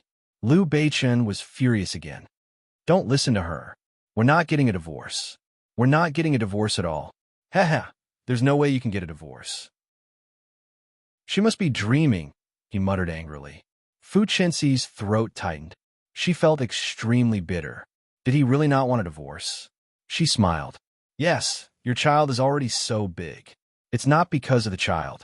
I just don't want a divorce. Why should I listen to her? I won't get a divorce. Oomph. Fu Chenxi felt even worse. She looked at the red wine beside her and said, All right, don't be angry. Beichen, I know. I thought it was true. How could she say something like that? It's so hurtful. She even scared me. All right, drink something. Don't be so angry. Liu Beichen took a big gulp. He was really angry and drank a lot of wine in one go. Fu Chenxi saw that he had drunk too much and went out to send him back. When she reached the door, she called Gu Jingyan. Jingyan. Gu Jingyan sneered. What else do you have to say? Fu Chenxi said, Nothing. It's just that Liu Beichen is at my place. He's drunk. Why don't you? Come and fetch him? There was a long silence on the other end of the line. After a while, she said, Since he got drunk with you, you should be responsible for the aftermath. I'm not his nanny who needs me to fetch him when he's drunk. You take care of this drunkard. With that, she hung up. Fu Chenxi paused and looked at Liu Beichen. She had done it on purpose. She didn't want Gu Jingyan and Liu Beichen to have a good life. Liu Beichen had been her boyfriend. It was that bitch, Gu Jingyan, who had stolen her boyfriend. Gu Jingyan put down the phone. The secretary was still hesitating. President Gu, did that bitch call? Because she had helped Gu Jingyan settle some matters, she knew a little about what had happened between the two of them. Gu Jingyan nodded silently. The secretary said, Madam, don't believe that bitch. She must have done it on purpose. Gu Jingyan took a deep breath. Yes, she did it on purpose. But you have to remember who gave her this chance. The secretary was stunned. Gu Jingyan said, If Liu Beichen hadn't seen her, he wouldn't have given her the chance to show off in front of me. The secretary was completely convinced. President Gu was right. Gu Jingyan continued to write. After a while, one of the pens broke. The next day, when Liu Beichen woke up, he was already at home. And on the other side, that it was Fu Chenxi. He was stunned. He quickly looked down at himself. Seeing that his clothes were intact and that Fu Chenxi was still wearing the clothes from yesterday, he heaved a sigh of relief. Luckily, nothing had happened. He looked at Fu Chenxi. Why are you here? Fu Chenxi said, Beichen, you were drunk, so I had to take care of you. Don't worry, nothing happened. You went to sleep the moment you came back. Of course, nothing could have happened. He got up, ran his fingers through his hair, and walked out. However, just as he reached the door, he saw Gu Jingyan walking in with her handbag. Chapter 1479. Liu Beichen froze. At the side, Fu Chenxi was instantly stunned. Gu Jingyan snorted. Sorry for disturbing you. I just came back to pick something up. Liu Beichen walked over. Jingyan, what are you doing? Gu Jingyan pushed Liu Beichen away. Let go of me. You didn't misunderstand, right? I'm just drunk. That's right. Everything that happens when you're drunk, right? You look so familiar. Oh, we did it back then too. Gu Jingyan smiled. Fu Chenxi hastily said, Don't misunderstand, Jingyan. Nothing really happened between us. Really? Gu Jingyan looked at Fu Chenxi and did not say anything. She just walked into her room. This room was also Liu Beichen's. Since they were husband and wife, it was natural for them to share a room. She turned around and smiled sweetly. What do you think, Chenxi? My room isn't bad, right? Fu Chenxi blushed. Liu Beichen was about to go crazy. Gu Jingyan, what are you doing? I told you. I have no reason to lie to you. Don't you know me? I can't even get hard when I'm drunk. So how could I do anything? That's right. How could she not know him? The two of them had been together for so many years. They probably understood each other better than they understood themselves. Fu Chenxi obviously did not feel good hearing these words. Gu Jingyan turned around. Can you leave first, Chenxi? I can't, Jingyan. Listen to me. Gu Jingyan interrupted her. This is still my home. Can you stand here and talk to Liu Beichen later? Fu Chenxi froze. Gu Jingyan continued. At least wait for us to sign the divorce papers before you wait for Tang Dang to enter the room, all right? Aye, aye. Fu Chenxi blushed and ran out. Lu Binshan wasn't in the mood to chase after her. He merely looked at Gu Jingyan. Believe me, I really. Gu Jingyan directly said, sign it. You. Gu Jingyan looked at him. How about you, Lu Beichun? We're husband and wife, and we've known each other for so many years. Think about it. Can you bear to do this? Can you bear to see me hurt like this and not let me go? I want a divorce. I just want a divorce. Sign it, all right? There was a pause that, looking at Gu Jingyan's expression, Lu Beichun felt as if a piece of his heart had been gouged out. Gu Jingyan. Lu Beichun closed his eyes. He suddenly felt that he owed her, so he should return what he owed her. Fine, if I sign it. It will make you happy and no longer sad. Then I'll sign it. He picked up the pen. This time, without giving himself a chance to hesitate or think, he directly signed his name. The moment she saw his name, Gu Jingyan felt relieved. Smiling, she looked at him. Her lips curled up into a beautiful smile. Thank you. She picked up the agreement and walked out without looking back. Lu Beichun, on the other hand, seemed to have lost all his strength as he sat on the ground. He had a splitting headache. Gu Jingyan went out. Seeing that she came out with the agreement she had been thinking about, the secretary couldn't help feeling distressed. President Gu, actually, you should know that they really... Gu Jingyan nodded. Yeah, nothing happened. I know. But if we don't take this opportunity to get him to sign, we won't get another chance in the future. The secretary looked at her. She felt that President Gu was so smart, but this damn President Lu didn't love her. Instead, he loved a woman who was nothing. What was wrong with President Lu's brain? The secretary said fiercely, President Gu, after the divorce, you will definitely be very popular. The line of men who want to woo you will be so long. Gu Jingyan laughed and patted the secretary's head. Stop teasing me. Let's go. To where? Since we are divorced, of course, to relax. Gu Jingyan looked very relaxed. But Lu Beichun at the bar at night. Lu Beichun's head was dizzy from all the alcohol. Old Su said, Are you serious? Are you really divorced? Yeah. Are you lying to me? Are you really divorced? Yeah. All right, Lu Beichun, I really can't help you with this. I'm on Jingyan's side. Old Su stood up and scolded Lu Beichun. What's wrong with her? Why do you hate her so much? Look at how you've treated her all these years. Lu Beichun raised his head. I didn't do anything. I didn't even lay a finger on Fu Chenxi. Not this time. Old Su said, I mean, in the past, you secretly gave Fu Chenxi money to spend, helped her buy a house, and helped her find a job. All of these are even more abominable than this time's drinking. You know, to Jingyan, what you've done is a death from 1,000 cuts, and she can't say anything about it. Do you know what people outside say? They say that you have a mistress outside. Lu Beichun lowered his head. I just feel that I can't watch Fu Chenxi starve to death in front of me. So you just watch the outsiders mock Jingyan and make her into a rich and powerful woman? You just watched as she was sad and upset. And you didn't care at all? You only care about Fu Chenxi. What about Jingyan? Who cares about her? You can't treat Jingyan as a man just because she doesn't want to tell you. You can't treat her as a man just because she has more things, is strong and independent. She's not your brother. She's your wife. She's not your buddy. She's your wife. That sentence completely shattered Lu Beichun's heart. Lu Beichun stood up and said to Old Su, Get lost. You're on her side. I want to be her wife too. But she only wants to divorce me. She only wants to quarrel with me. You bastard. Divorcing you would be too easy for you. Old Su said as he threw a punch at him. Hey, don't hit me. Little Q quickly stood up, but Lu Beichun was already lying on the ground. Blood started to flow from the corner of his mouth. Lu Beichun gritted his teeth. He stayed on the ground for a while before standing up.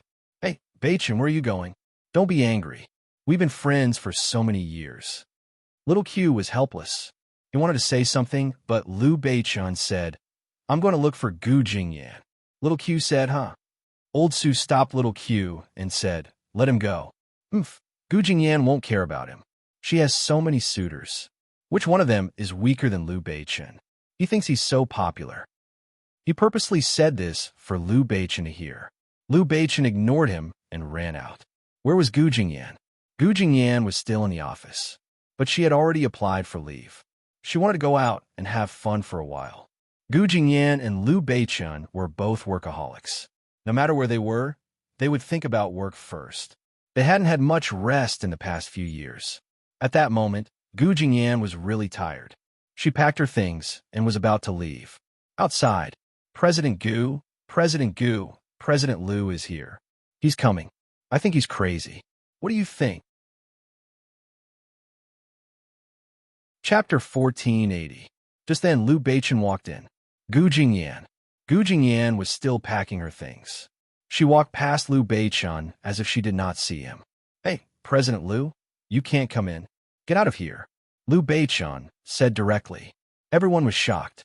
Looking at Liu Beichen, they did not know what to say. Gu Jingyan turned around calmly. All right, you can leave now. Everyone looked at Gu Jingyan sympathetically and left quickly. Was Liu Beichen going to fight with President Gu again? And it seemed that President Liu was very angry. Gu Jingyan said, Why are you here? To send me off? No need, I can walk myself. Liu Beichen looked at Gu Jingyan's expressionless face. Sometimes, he really wanted to tear off her mask and see what she was really thinking. But this woman was too stubborn, so stubborn that he could not do anything about it. He walked over step by step, but Gu Jingyan did not even look at him. Gu Jingyan, what do you want?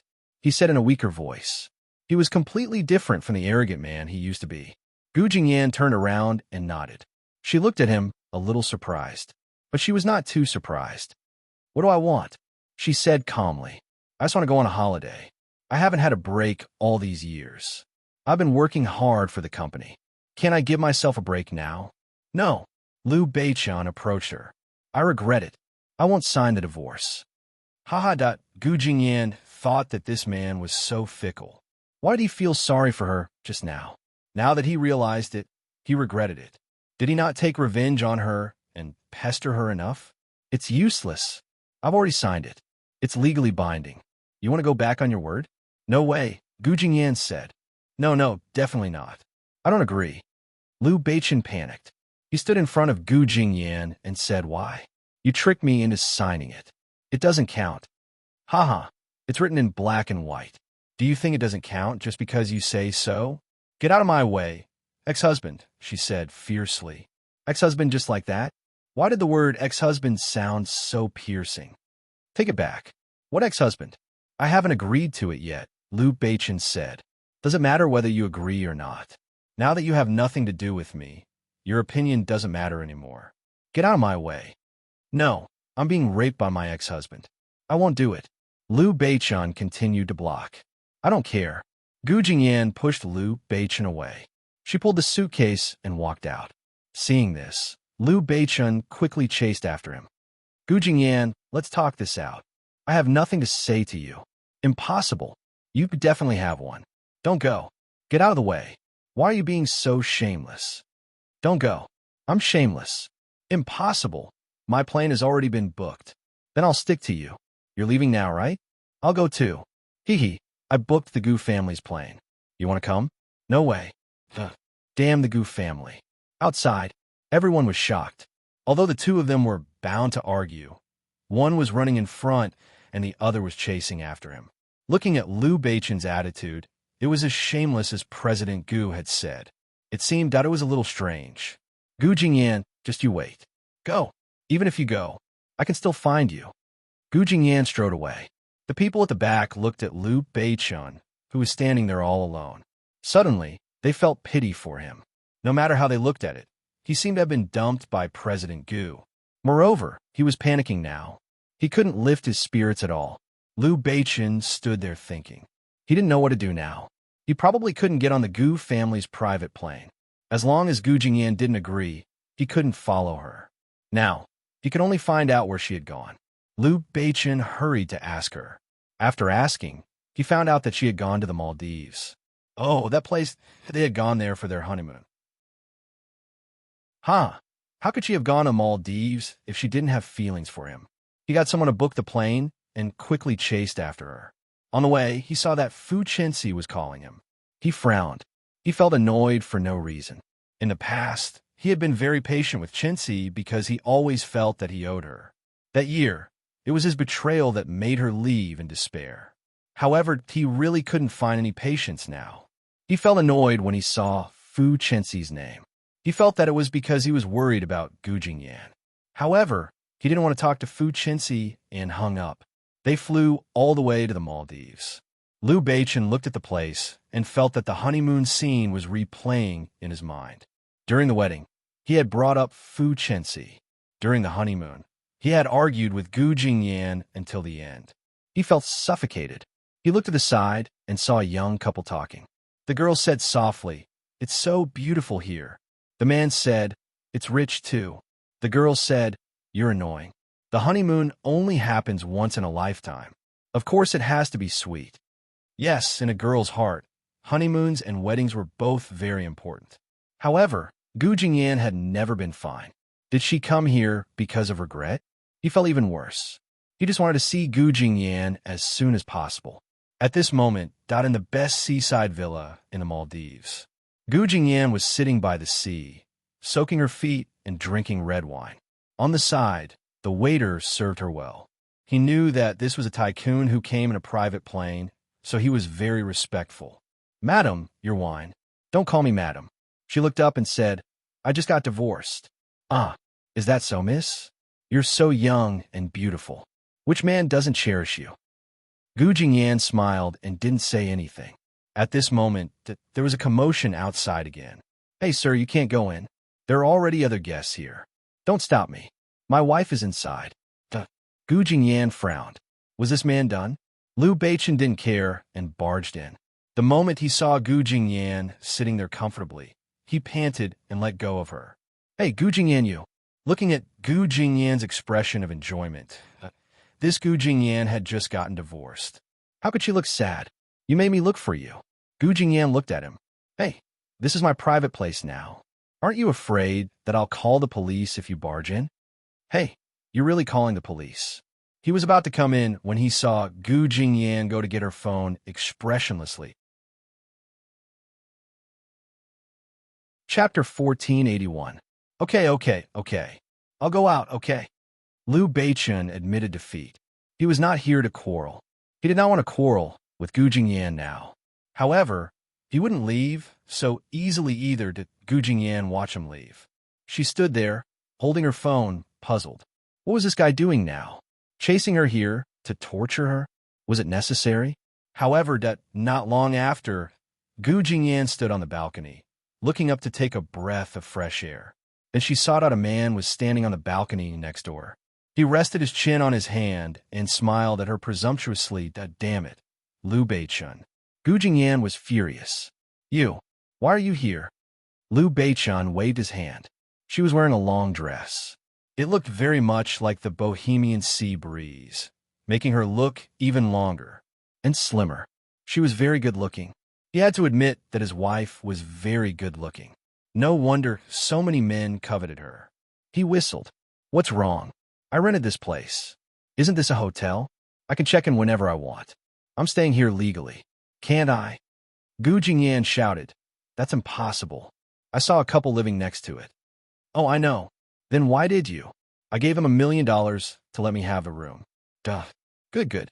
This was something that Liu Beichen would do." Gu Jingyan looked at him. "What do you want? Didn't I say that I regret it?"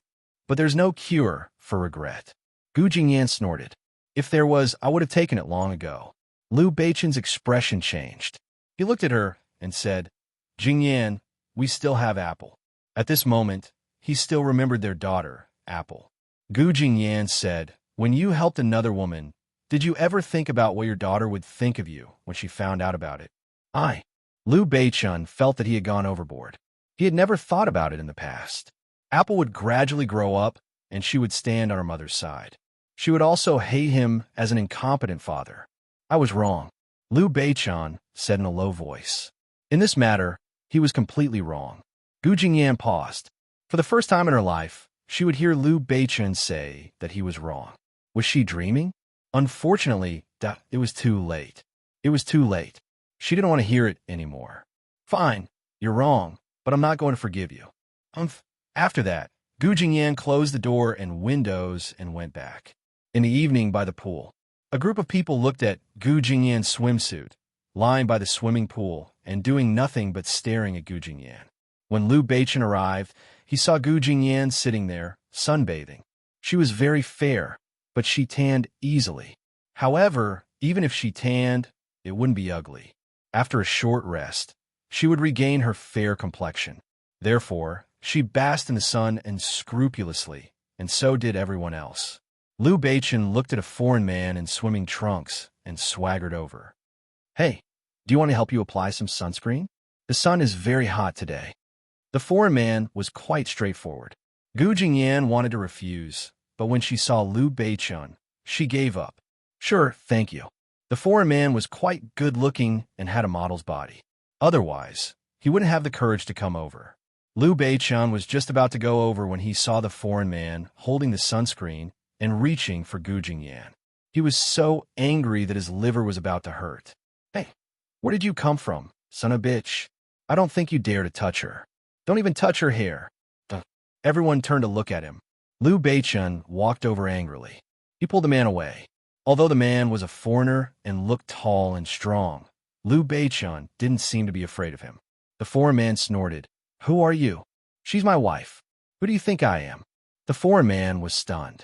Then, Gu Jingyan spoke up. "Hey, she's a divorced ex-wife." "What wife?" "Watch what you say." When the foreign man heard this, he understood. "Now she's choosing me, not you, understand? Go away, or don't blame me for being rude." He could say whatever he wanted, and Liu Beichen wouldn't do anything. But as he spoke, he put his hand on Gu Jingyan's shoulder. His anger flared up. He had been building up his anger for the past few days. Now that he exploded, he threw a punch at him. You." The man was hit for no reason, so he naturally retaliated. Liu Beichen became even angrier. "Hey, Liu Beichen, you."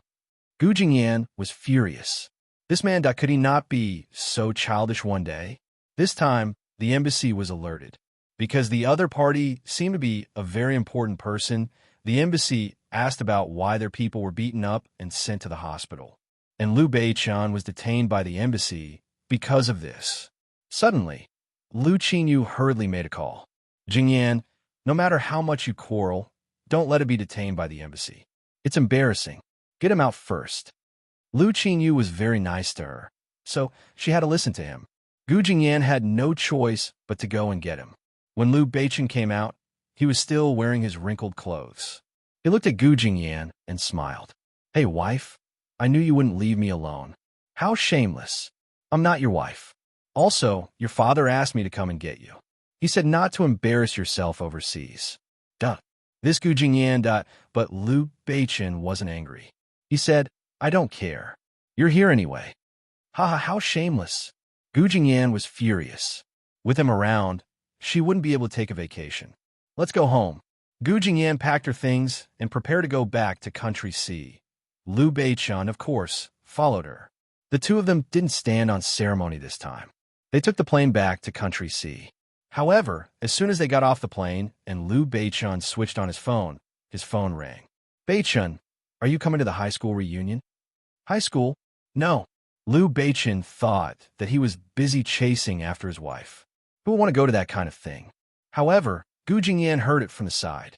She raised an eyebrow and said immediately, "Hey, class rep, I'm Gu Jingyan. Fu Chensi, are you coming?" "Hey, Jingyan, Fu Chensi." "Yes."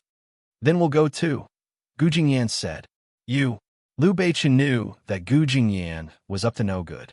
She just wanted to find something for him to do. Liu Beichen said, "What? What do you want?" Gu Jingyan harumphed. "Why?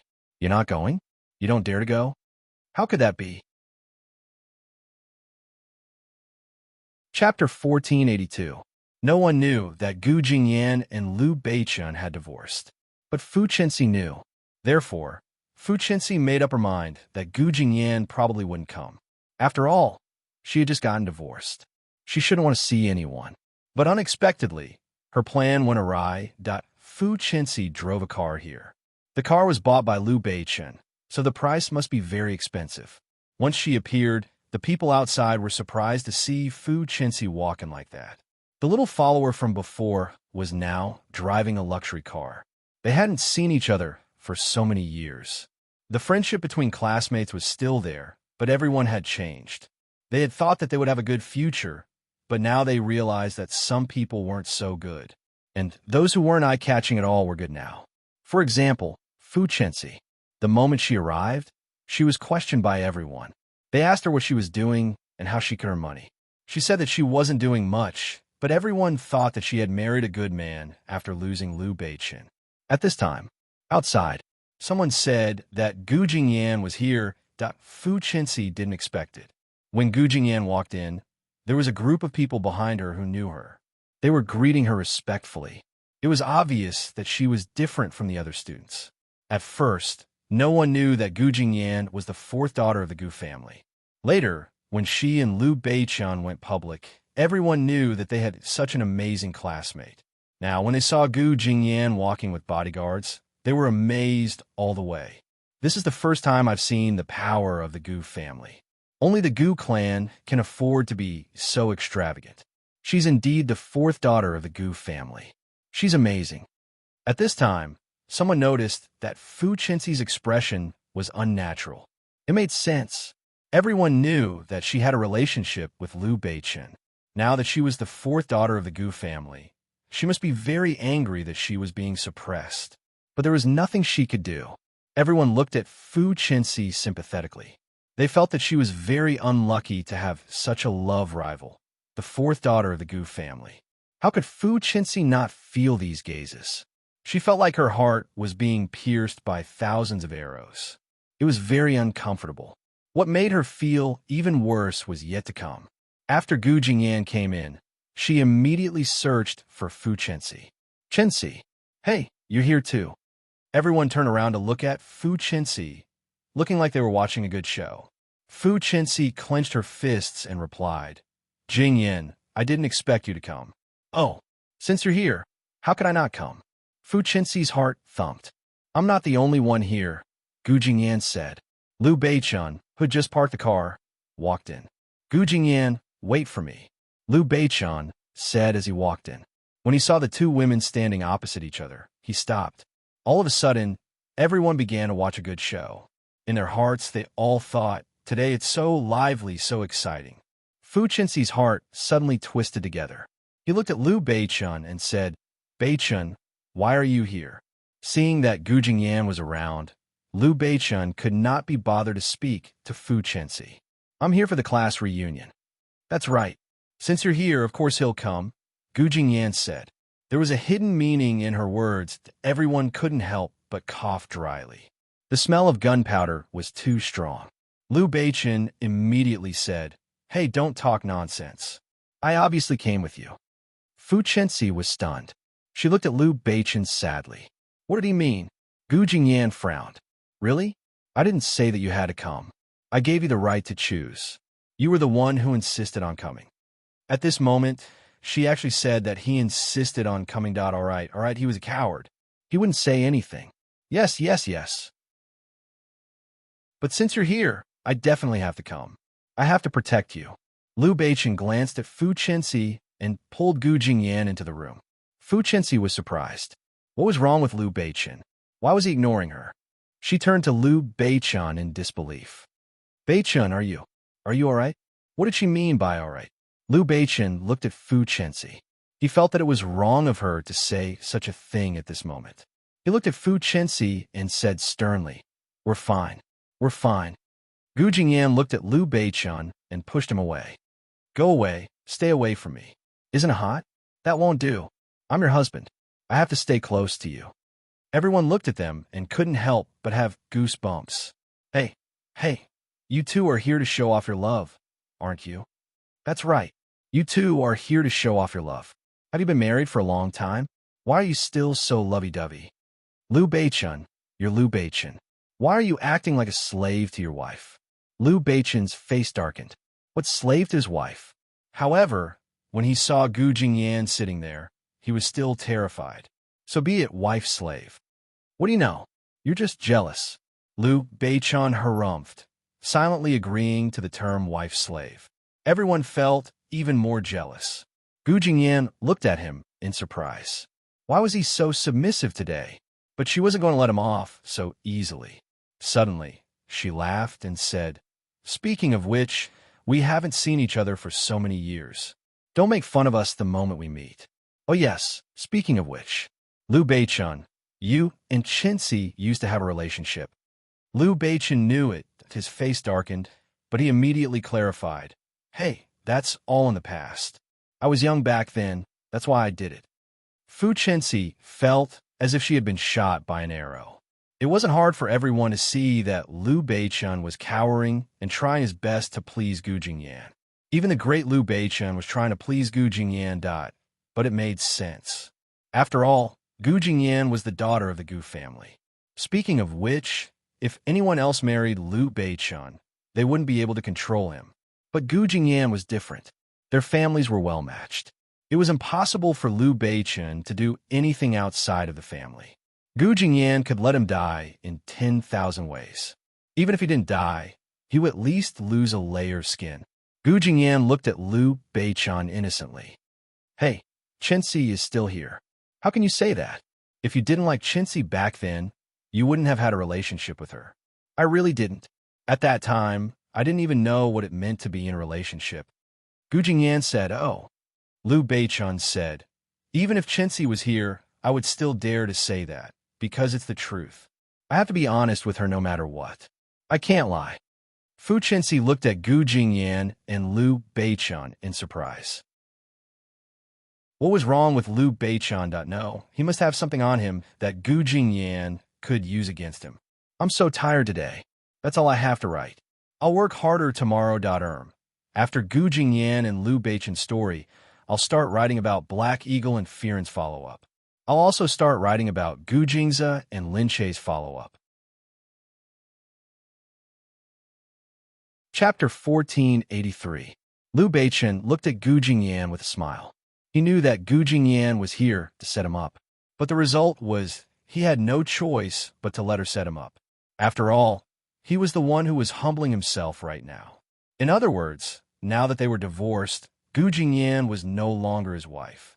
If she really wanted to leave, then she would leave. And he didn't want to see Gu Jingyan leave, whether it was out of habit or out of love, that he couldn't tell anymore. Anyway, when he thought of Gu Jingyan leaving him, his heart felt empty. He wouldn't allow her to leave. And it was true that he felt uncomfortable when he saw Fu Qinci. Not because of anything else, but the way she looked at him made him feel uncomfortable. Gu Jingyan was right. He was already a married man. How could she still look like she wanted to be with him? He couldn't control his feelings. But he couldn't be so obvious in front of Gu Jingyan. If it was too obvious, it would seem utilitarian. He looked at Fu Qinci with a frown. He really couldn't have any contact with her. Besides, he had helped her a lot over the years. Gu Jingyan raised her hand, wanting to eat some fruit. Liu Beichun hurried over to them. "Don't move, let me do it. The grapes are so juicy. What if your hand gets wet?" Ouch! The people below had already vomited. Of course, most of them looked at Gu Jingyan with envy. Liu Beichun was so good to her. He even peeled the fruits for her. Gu Jingyan looked at him speechlessly. "You're exaggerating." "Of course. If I say there is, then there is. Don't move," Liu Beichun said domineeringly. He took the plate of grapes and started peeling them for her. This man, he was really getting more and more childish. However, Gu Jingyan glanced in Fu Qinci's direction and sneered. Liu Beichun could do whatever he wanted. After that, Liu Beichun didn't do anything else. His eyes were fixed on Gu Jingyan. Whenever he saw Gu Jingyan doing something, he would do it for her. Everyone was surprised. It was Liu Beichun. He was the little tyrant of the capital. He used to be the eldest son of the Liu family. Now he was the successor of the Liu family and the CEO of Liu Corporation. However, Gu Jingyan was not bad either. After the class reunion ended, everyone was still amazed. Liu Beichun has really changed. He's so considerate to women now. I'm so envious of Gu Jingyan. She has such a good husband. Yeah, not like the one in my family. She has no money and doesn't do anything for me. Don't even talk about peeling grapes for me. He's already angry with me before the rice is sent to his mouth. Sure enough, the richer a man is, the better he treats his wife. Fu Chenxi heard all this, and her eyes dimmed even more. She didn't believe it. She didn't believe it.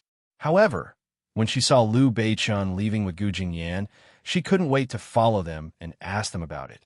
In the evening, Gu Jingyan naturally returned to her own home. Liu Beichun followed her hatefully, but he was locked outside. He was so angry that he stood at the door and said, "Gu Jingyan, are you really going to ignore me?" Gu Jingyan was so cruel. In the past, she had been too soft-hearted towards Liu Beichun, which was why she had been bullied by him. Now, she had seen through him. He was no longer her husband, so why should she still accommodate him? Naturally, she would do as she pleased. Seeing Liu Beichun waiting outside, and Gu Jingyan closing the door and disappearing, the servants felt sorry for him. Liu Beichun had never suffered. He was the young master of the Liu family who had grown up with a golden spoon in his mouth. Now, for Gu Jingyan, he had suffered and lowered his status.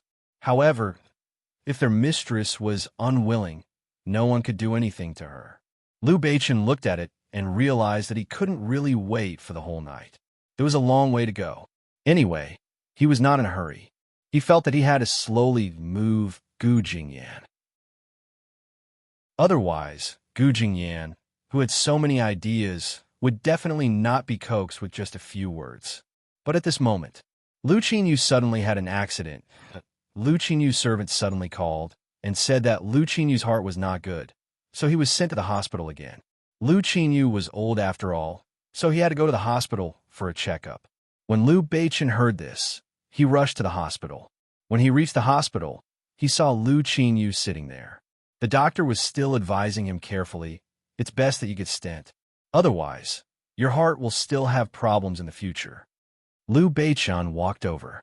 "Dad," seeing that Liu Beichun had come, and seeing that he seemed to have heard the doctor's words, Lu Qinyu said, "All right, don't listen to the doctor. He likes to exaggerate. I know my body. It's fine. It's just that I'm old. Why can't my bodily functions function?" Sigh. Liu Beichun sighed and walked over. "If you want to get a stent, then so be it. You have to listen to the doctor. You can't feel it yourself. If all illnesses could be felt by oneself, then what's the point of having a hospital?" Lu Qinyu patted his hand. "Where's Jingyan?" Usually, Gu Jingyan would be the first to receive such a notification and come over. She was closer to her than him, the unfilial son. Liu Beichun didn't dare to talk about the divorce. He only said, "She's too tired. I told her to rest at home, so she didn't come over." Lu Qinyu said, "Huh, you even care about your wife now." But it's true. Jingyan is very stubborn. She won't tell anyone about anything. She won't even tell anyone when she's tired or hungry. You have to be more attentive and take good care of her. Otherwise, when she's tired and sick in the future, you'll be the one regretting it. Liu Beichun didn't feel good. Heavily, he nodded. Lu Qinyu continued, "In my entire life, I can't even compare to old Gu in educating people. Look at old Gu's children. Each one of them is better than the other. Look at me. Sigh, I'm a failure. I'm not worried about my illness now. I just wish that one day, Xiaoqie would call me dad." Jingyan. Sigh, needless to say, he hates me so much. I think he'll never call me that in this lifetime. Liu Beichun paused. He still liked Lin Che, but Mo Jingyan that he couldn't describe his feelings. Perhaps it was because he was hostile towards him, so he couldn't get close to him. But at the end of the day, he was his biological brother. Liu Beichun looked at his father. At this moment, he really felt that he was getting old. He was really going downhill. If these wishes couldn't come true, he didn't know when it would really be a lifetime of regret that Liu Beichun said, "Dad, your son isn't just for show. Although you don't have confidence in me in this lifetime, I want to tell you that I'm not worse than the others." I know. You're very filial and you're very attentive. Liu Corporation is doing very well. Except for Jingyan, where you went too far and you're not a good husband, you're still passable in other aspects. Chapter 1484. Liu Beichun didn't say anything. He just pressed on Lu Qinyu's shoulder. He wanted to find a doctor for his father to take a good look at his heart. At night, it was resplendent. After Liu Beichun entered, many people came over to greet the young master of the Liu family when they saw him. However, just as she was about to approach him, she immediately noticed his gloomy expression, as if he was about to be beaten up if anyone came over. She immediately felt that he was in a bad mood. Knowing what Liu Beichen's temper would be like when he was in a bad mood, they immediately hid far away. At this moment, Liu Beichen found a private room and sat down. Then, he saw a waiter come in. "Call your boss over." The waiter looked at Liu Beichen. "Huh? Young Master Liu, are you looking for our manager?" Liu Beichen raised his eyebrows. "Your manager is the boss?" Hee. I'm talking about your biggest boss." "The biggest boss, Black Hawk?" The waiter hurriedly looked at Liu Beichen. "Young Master Liu, President Mo isn't here." Don't lie to me. I know he's here today." Seeing this, the waiter hurriedly said, "Why don't I go out and look for it first? I'll get back to you later." The waiter was leaving. However, Liu Beichen immediately grabbed the back of the collar. "You want to run, don't you?" The waiter was horrified. It wasn't because he was a coward, but because Black Eagle had instructed everyone to inform them that he wasn't around when the Liu family arrived. The two families had a grudge against each other, which was why they didn't want to meet Liu Beichen. However, Liu Beichen was not a pushover. If he was really angered, he would not have a good ending. Therefore, he subconsciously prepared to leave. However, how could he just leave like that? Now that he was being carried, he could only beg for mercy. "Young Master Liu, please spare me. I really didn't know. I'm just a nobody. Please don't make things difficult for me. I know, you're just a nobody. Tell me where he is, and I'll go look for him myself. Otherwise, I don't care who you are." "You, what? Are you afraid that he won't let you live? But think about it. Whose hands are you in right now? Are you going to wait for him to deal with you, or are you going to die in my hands?" This was really He was so anxious that he was about to go crazy. At this moment, "All right, the great young Master Liu is here. My apologies for not going out to welcome you." Black Hawk walked in with a waiter. The waiter felt as though he had been pardoned. The waiter immediately turned. The waiter immediately. "All right, go down. Don't embarrass yourself here." Black Hawk looked at the attendant with his black eyes. The waiter was scared out of his wits and left first. Liu Beichen snorted and patted his hand before looking at Black Hawk. "There's no need to welcome me from afar. It's good enough that you're willing to see me. Liu B. and Liu. What business do you have with me?" Liu Beichen was not here to fight today. He looked at Black Hawk. "Black Hawk, I don't care what you think. My father is your father. He's old, and he might not be able to wait for you guys for much longer. You and Lin Che, no matter how much you guys don't want to admit it, you guys are still the flesh and blood of the Liu family." Under the cover of the darkness, Mo Jinyan's eyes revealed a sinister look. It was a look of ridicule towards Liu Beichen. Blood is blood, and feelings are feelings. In terms of feelings, he will never have anything to do with me. He is your father, not mine. Liu Beichen said as he watched Black Hawk leave. "Do you have to wait until he's gone before you regret it? How do you know that you won't regret it one day? Why don't you give it a try now? Feelings need to be nurtured. If you don't see him, how do you know that you have no feelings for him?" "What a joke." Black Hawk said. "He has never had any impression of me since he was young. It doesn't matter if I'm around or not. How can he have feelings for me?" Liu Beichen shook his head. "No, I've always believed that people are born with the same traits. It's innate. It's impossible for you to destroy it." Mo Jinyan harumphed and moved closer to Liu Beichen. A thick dark aura spread in the room. Mo Jinyan said, "Let's be clear. That's because you're by his side. That's why you think so." Liu Beichen shook his head again. "Let's not talk about him. Let's talk about your daughter. When you look at your daughter, don't you believe in the innate nature of blood? If you don't, why do you love her when you've never seen her and you don't know of her existence?" Mo Jinyan's smile froze on his face. He looked at Liu Beichen. After a while, he spat out a word. "Get lost." "Huh?" Liu Beichen chuckled and said, "If it wasn't for the innate nature of blood, I wouldn't be here today. You better think it through." Everyone was still looking at the two of them as they walked out. Liu Beichen walked all the way out. When he was outside, he leaned against the wall and smoked a cigarette. Naturally, he wasn't in a good mood. He wondered what Gu Jingyan would do at a time like this. She would be strong and tell herself that everything would pass. A life with troubles was a life. If there were no troubles, there would be nothing left until the day she died. So life was about dealing with one trouble after another. Now, he was only dealing with one of them. Unexpectedly, he saw Fu Chenxi at the doorstep of his house. Beichun. Seeing Liu Beichun's tired expression, she hurried over and asked with concern, Beichun, what's wrong? Liu Beichun frowned.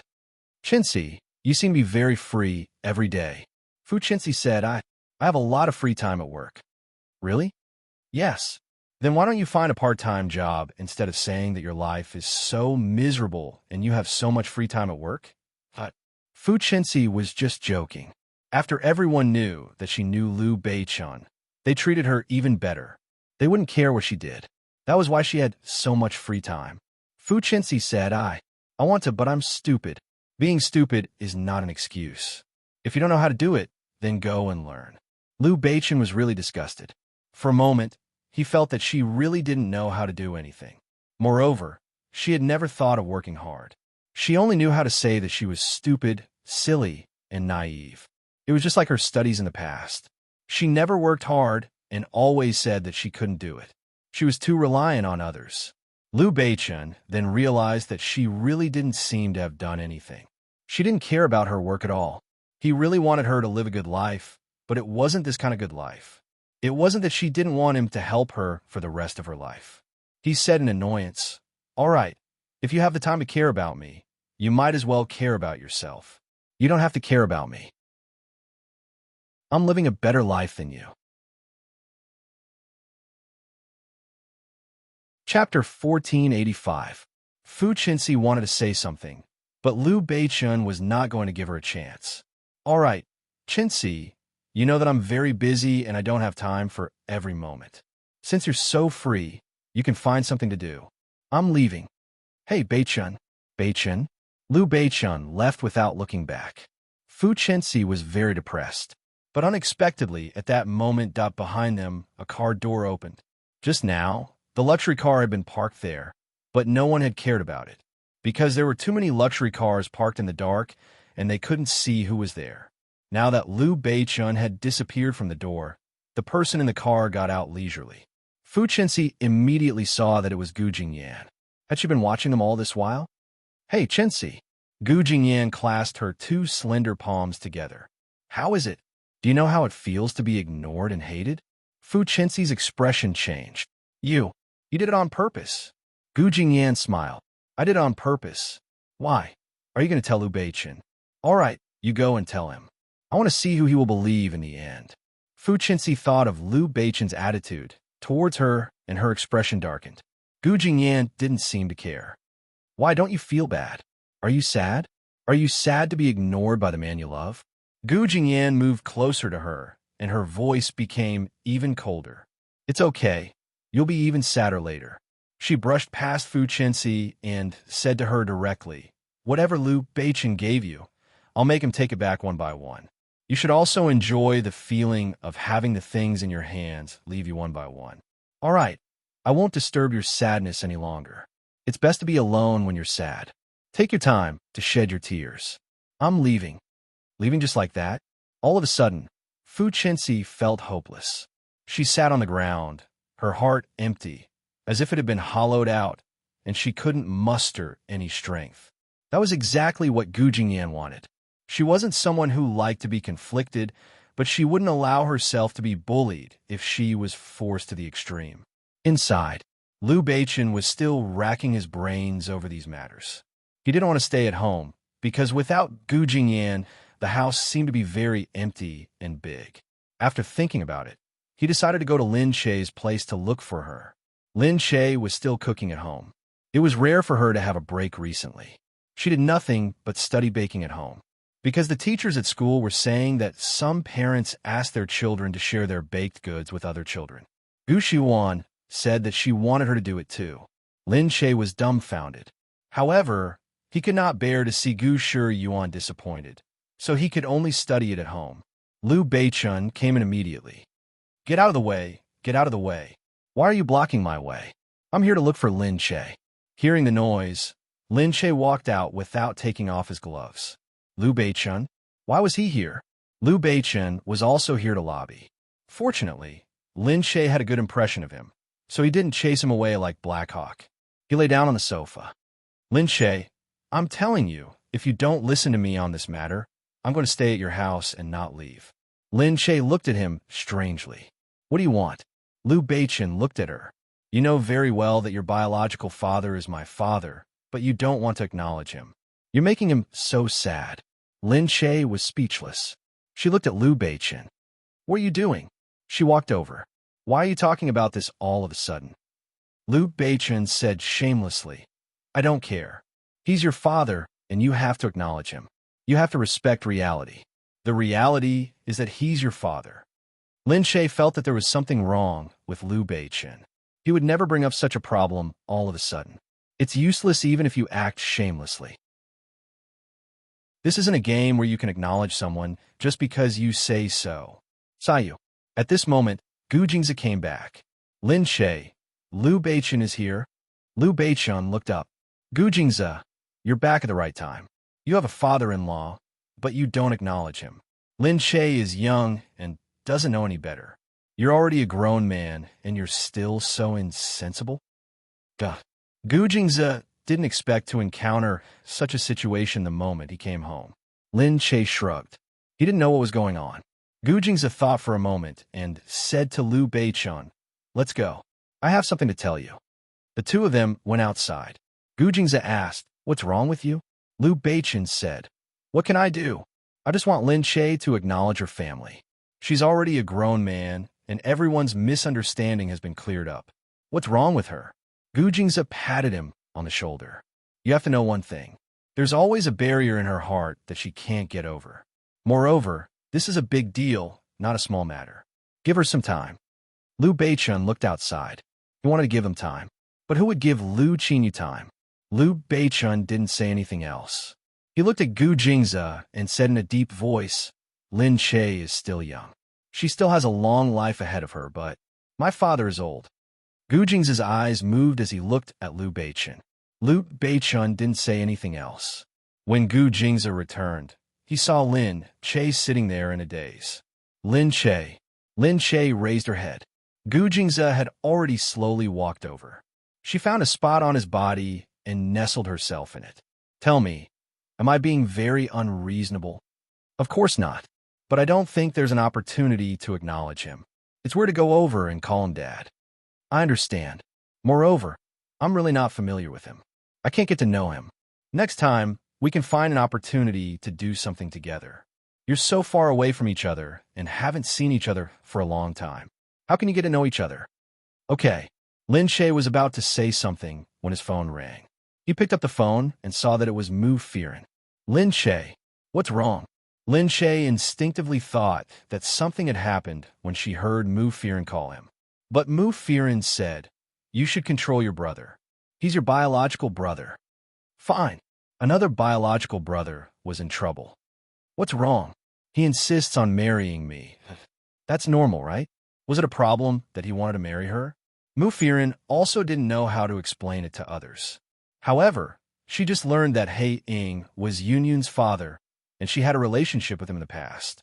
Before long, He Ying suddenly said, Let's get married. Mu Firen went crazy. At this time, He Ying was still outside. After being locked outside, he kept knocking on the door. Firen, open the door and listen to me. Impossible. Get married? Impossible. Okay.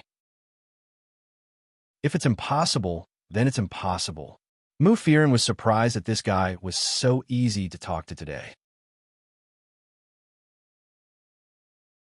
Chapter 1486. He pulled the door open. Blackhawk pushed the door open and walked in.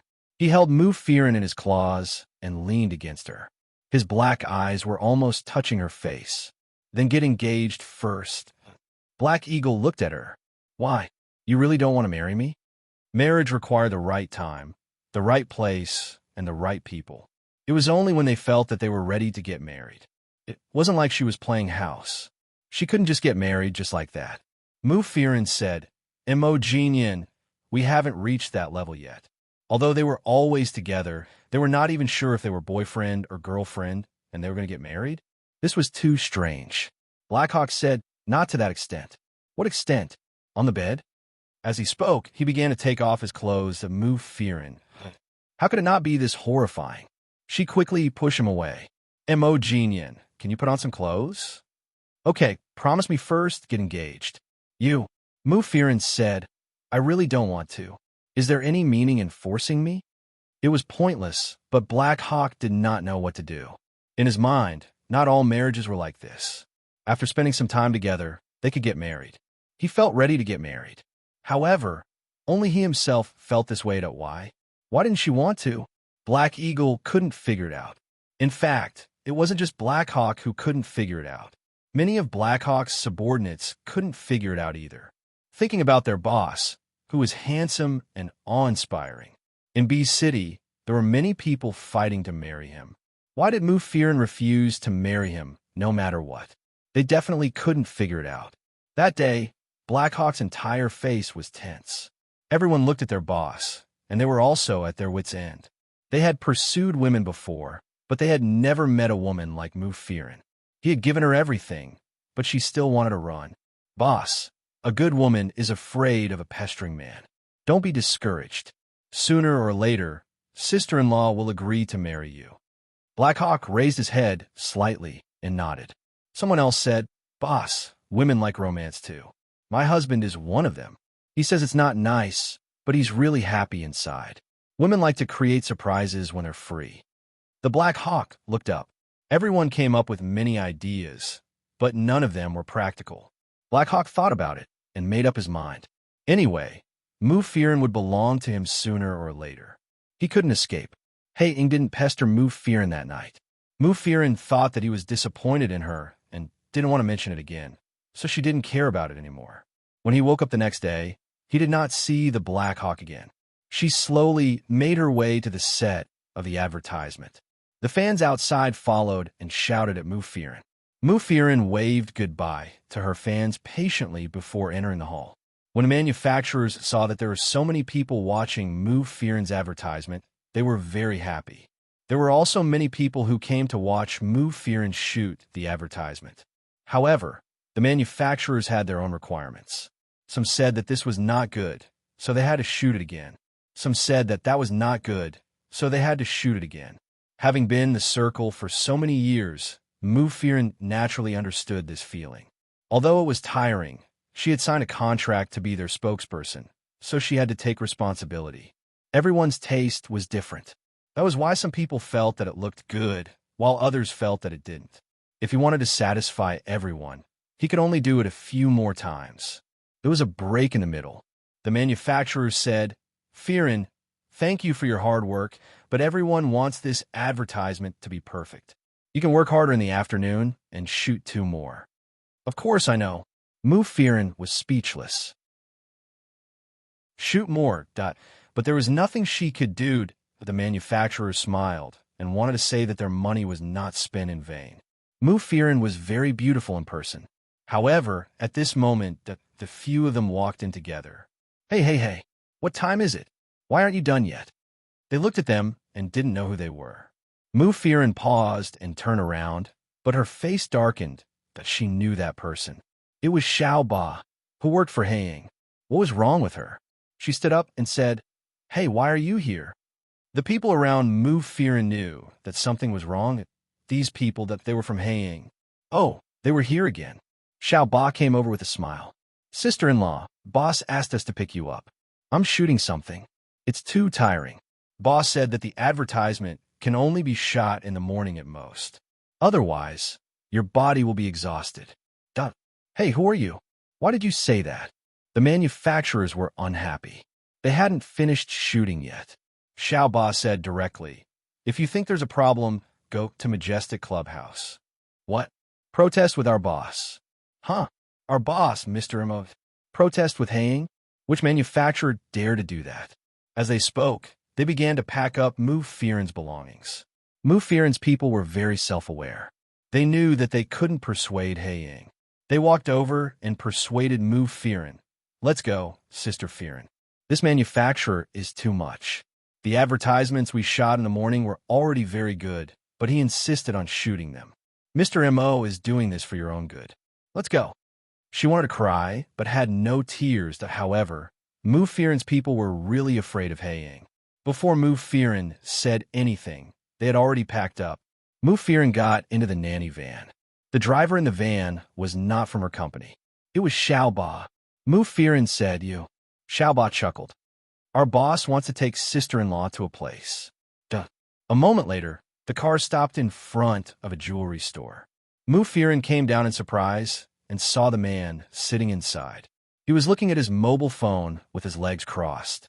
The luxurious French-style chair made him look like a gentleman. On the table next to him, there was a red wine with an enchanting color. "Brother, sister-in-law is here." Hearing the voice, Haiying looked up and stood up when he saw Mu Fearon. He said, "Come on, Fearon, take a look and see which one you like. I've asked the people inside to leave so that it won't be inconvenient. Now, there's no one else here. Take your time to choose." When the people in the store saw that it was Mu Fearon who came, their eyes lit up. Previously, they were very angry because Haiying came and directly drove them away. They didn't know whether he would buy it or not. Now when they saw Mu Fearon, they felt that Haiying was driving them away because Mu Fearon was a public figure. Then, they saw Haiying directly took out a black card and said to the shop assistant, "Take out the best jewelry in your store."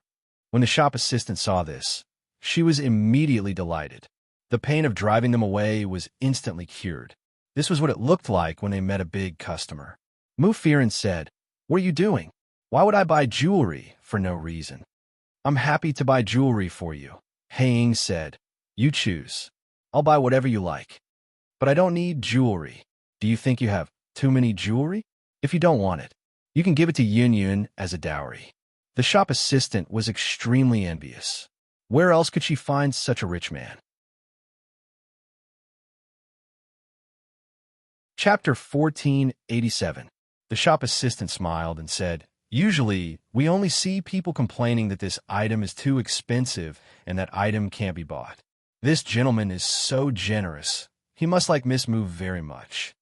Mu Fearon blushed and raised her head to look at the man. "Well, like, this man was habitually domineering." She said, "Can I really not have it? I don't think I want anything." Sure enough, as soon as he finished speaking, Black Hawk's face darkened. The shop assistant was afraid that she really wouldn't buy it, so she quickly recommended a few. "Sir, these are all very good.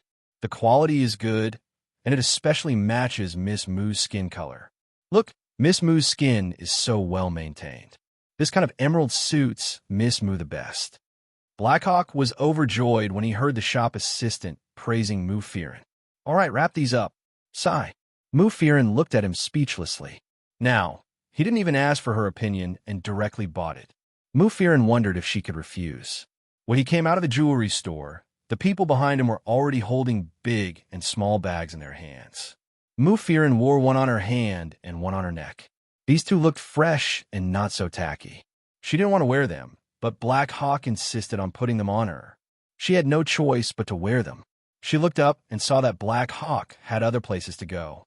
She couldn't help but ask, "Where are we going now?" The Black Hawk said, "Let's go eat." As he spoke, he opened the door and allowed Mu Fearon to enter. Mu Fearon could only walk in. Then, he brought her to a high-class restaurant. Mu Fearon said speechlessly, "Why did you come here?" "Yes, I booked the entire restaurant for you. It's just the two of us, so no one will disturb you." He booked it again. Mu Fearon said, "Don't make it so exaggerated." Black Hawk looked at her. "You're too popular. Wherever you go, people will surround you. I don't want you to have no time to yourself, so I brought you here. There's only the two of us here. You can eat whatever you want." Mu Fearon was touched for a moment. However, looking at Black Eagle's face, no matter how he looked at it, he felt impossible. He simply wanted to do this. How could she not know who Black Eagle was? Forget it, forget it. No matter what, she had already booked it. She couldn't do anything about it. He went inside. The decorations here were very romantic. The violin was played, and exquisite cutlery was placed on the table. There was also an exquisite bow on the menu, which seemed to have been specially prepared. However, to Black Hawk, this was naturally just an order. She didn't care about these things. These were all his kind intentions. At this moment, the waiter came over and said, "Sir, miss, what dishes would you like?" Before Mu Fearon could speak, Black Eagle raised his head and said, "I'll take the best in your shop." All right. This was very Blackhawk. As the two of them ate, Blackhawk looked at her. "Look, don't we feel good like this?" It's very good. So what's the difference between this and marriage?" I knew it. "Mo Jinyan, didn't I say that this is too fast?" "Too fast." Black Eagle looked at her indifferently and raised his eyebrows. Did she think it was too fast? But they had known each other for a long time. However, there didn't seem to be any progress. Every time, they did their own things and didn't care about each other. It felt very comfortable, so they didn't make any changes. Black Eagle thought of something and said to her, "Come, let's drink some wine first." Mu Fearon raised her glass and clinked glasses with him. Not long after, she seemed to be a little dizzy. Black Eagle quickly came over to help her. "Are you a little drunk? Let's go back." Mu Fearon didn't mind touching him. Being supported by him, she felt very safe. The two of them left the restaurant. Black Eagle said to the driver, "Let's go home now." However, just as he was about to say something, Mu Fearon's phone rang.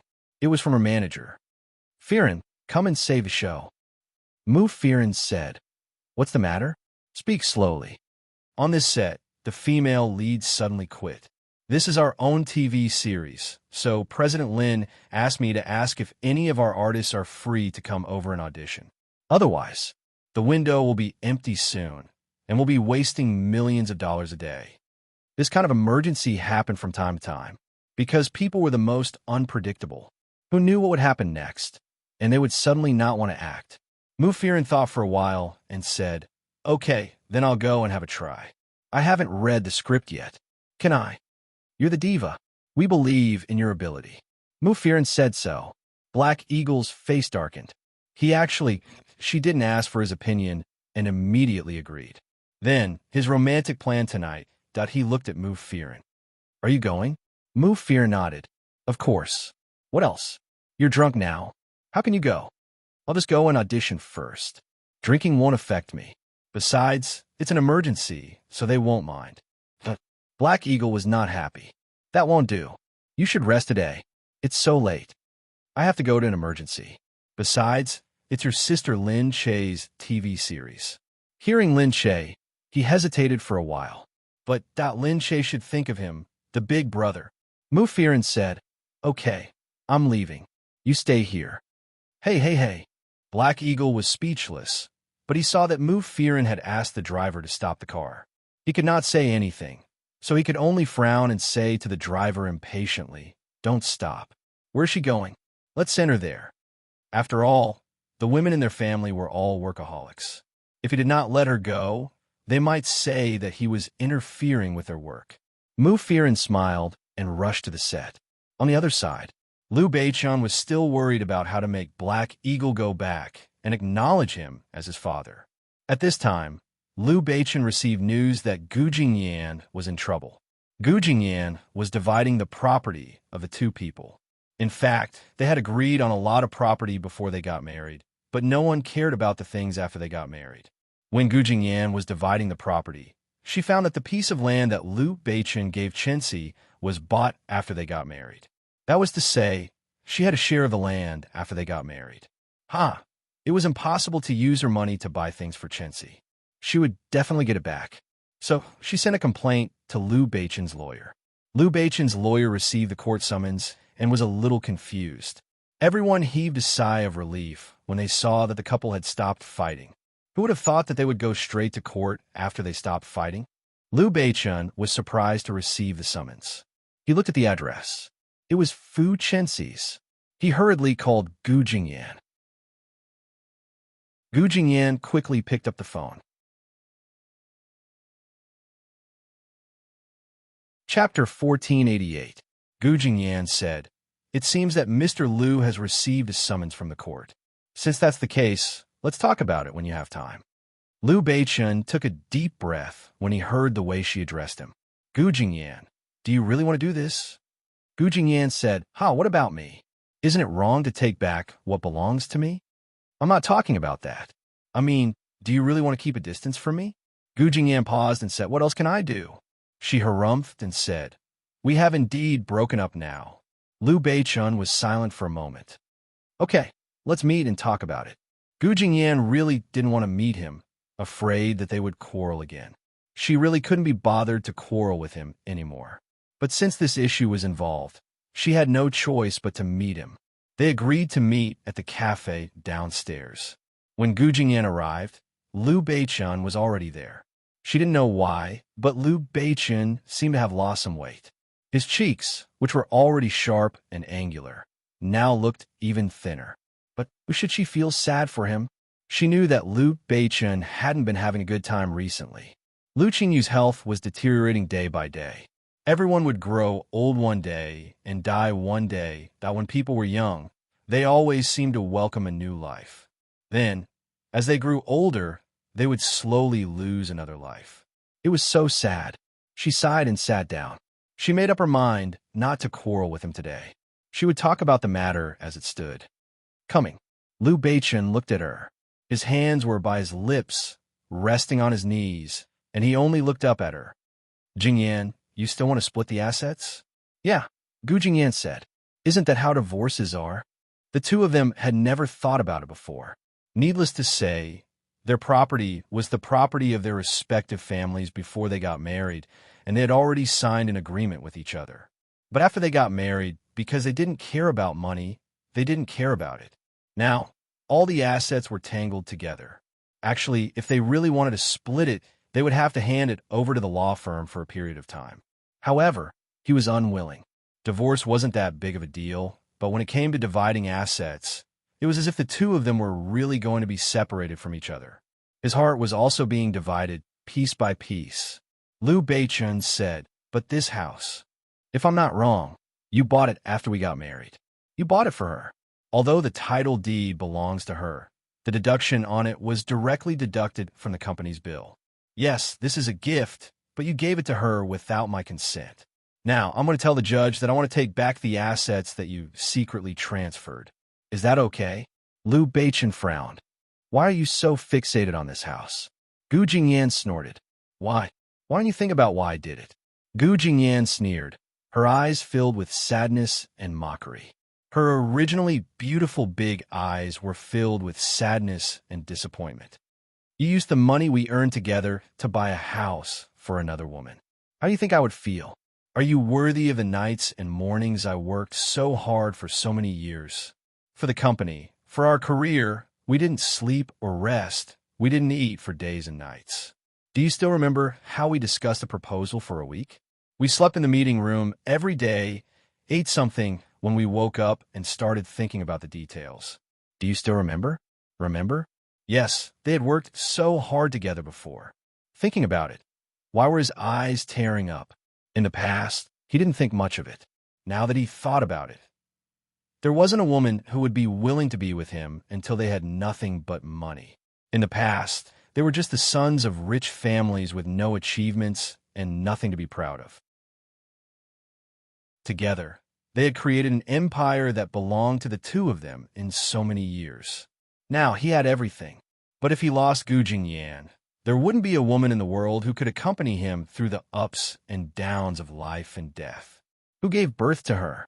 His heart was in so much pain. He looked at Gu Jingyan and almost choked with sobs. I never thought. Then start to think about it now. Think about what Fu Chenxi has sacrificed. Why did she not do anything and only shed 2 drops of tears, yet she could get a house worth tens of millions? Her family, who are like bedbugs, can live in a house that I bought with my money and live an enviable life? Liu Beichun bit his lip. So I want the house back. Liu Beichun paused and stood up. Okay, I'll listen to you. Gu Jingyan was stunned. She didn't expect him to say that. He stood up and said, You're right. I didn't ask you about it at the time. It's yours. But I still have to go through the process. Otherwise, what I gave to them will be theirs, and I won't be able to get it back. He got up and walked out. She could tell that he was in a bad mood. Gu Jingyan didn't know why, but her mood was also depressed. She closed her eyes. Why was she sad because of him? But he was her husband who had slept with her for so many years and the father of her child. As she thought about it, Little Apple called. Mom, didn't you say that you would accompany me to the underwater world? Oh, Mom will be right back. Her face warmed at the thought of Little Apple. All these years of hard work had not been for nothing. She still had the adorable Little Apple. She took a deep breath, got up from her seat, and stood up. On the other side, Black Eagle watched Mu Fearon go to the filming set and watched Yun at home. He was taking care of Yun almost all the time now. Although there were servants, he didn't want to use them. She still had to go to school anyway. He only wanted to accompany her on weekends and holidays. When there were many things to do at the company, he would bring her to the company. When there was nothing at the company, he would take care of her. Yun looked at him. "Uncle, what's wrong?" Black Eagle said, Yun, isn't it good for me to marry your mom? That way you can call me Dad." Yun said, "Ah, really?" "Of course." Black Eagle said, "But the key now is..." He walked over to Yun and picked her up. "Your mom doesn't agree. What should we do?" Why doesn't my mom agree?" "This," Yun said seriously. "Uncle, Brother Nyin said that marriage is a big thing for a girl. She can't agree to it casually because it's very important. It's something that will last a lifetime, so she has to think about it carefully. My mom doesn't agree because..." "Uncle, you're not good enough." Duh. She was really a mother's cotton padded jacket. Chapter 1489. But looking at Yun, she was a girl after all. Black Eagle sighed and thought to himself, is it really not enough? But he wasn't the type to talk about love. At this moment, Mu Fearon had already gone to the set. In the set, when Mu Fearon arrived, several directors went out to welcome her. "Fearon, it's great that you're here. I was wondering what to do." Mu Fearon said, "What happened?" "Sai, let's not talk about it. Originally, it was quite good and we didn't have any conflicts. Then, she suddenly accepted a Hollywood blockbuster and left. We couldn't do anything about it. After all, she wanted to develop her career, and we said that she had no professional ethics. That's not right. She said that she would pay for the breach of contract." Mu Fearon looked at it and realized that it was a fantasy TV series. It seemed that it would have a good future. But she didn't want it and wanted to go to Hollywood. But it was true that everyone had different goals. Some people just felt that making a movie was better than a TV series and refused to work on a TV series. Mu Fearon said, "Am I suitable? Look at me, director." The director said, "You're suitable. Your acting skills and image are both suitable. I'm afraid that I'm too old." "Forget it. People would believe that you're 20 years old. How are you old?" The director welcomed her in with a smile. Inside, there was a woman with her arms around her chest. Her eyes were full of unwillingness. Mu Fearon seemed to have seen her. She was a new rising star. She had seen her a few times before, but they had only met face to face. They weren't from the same company, and they didn't have any cooperation, so they didn't know each other. Lin Che's company was cooperating with many other companies, and they would use some actors from other companies in their TV series so that the audience wouldn't get tired of watching the same few. Mu Fearon remembered that her name was Zhou Tong. She only took a glance at her and didn't pay much attention to it. Seeing that Mu Fearon had left, many artists came to watch. Looks like Mu Fearon will definitely be the female lead this time. Of course, she's the Heavenly Queen. TSK, the Heavenly Queen is awesome. Zhou Tong snorted. The others looked at Zhou Tong and smiled. They wanted to watch the show and gossip because they didn't want to be responsible. "Didn't we say that if it doesn't work out, Sister Tong Tong, you'll be the female lead?" "Yeah, we also thought that we wouldn't be able to find anyone to save the day by looking for them at the last minute. Who knew that the Heavenly Queen's schedule would be empty?" It wasn't that Zhou Tong didn't know what they were thinking. Naturally, she wouldn't let them go out and say anything. She's the Heavenly Queen. She's been famous for so many years. Of course I have to be behind her. I've only debuted for a few years. What he meant was that she had only debuted not long ago and was still young. There would be plenty of opportunities in the future. It was as if she was the one who gave in to the Heavenly Queen. A few of them added fuel to the fire. Yeah, the Heavenly Queen is still so free. She probably doesn't have any more films to look for, so when she saw this, she hurried over. Zhou Tong snorted. She was still unhappy. However, Mu Fearon had a good relationship with Lin Che, and this was Lin Che's film. Zhou Tong knew that she probably couldn't compete with her. She had never played the leading female role before, so she thought this was her chance. He was very disheartened. At this time, Mufirin had decided to join the crew. The next day, he familiarized himself with the set. Mufirin was about to get busy. Black Eagle was speechless. His marriage proposal had been thrown out of the window.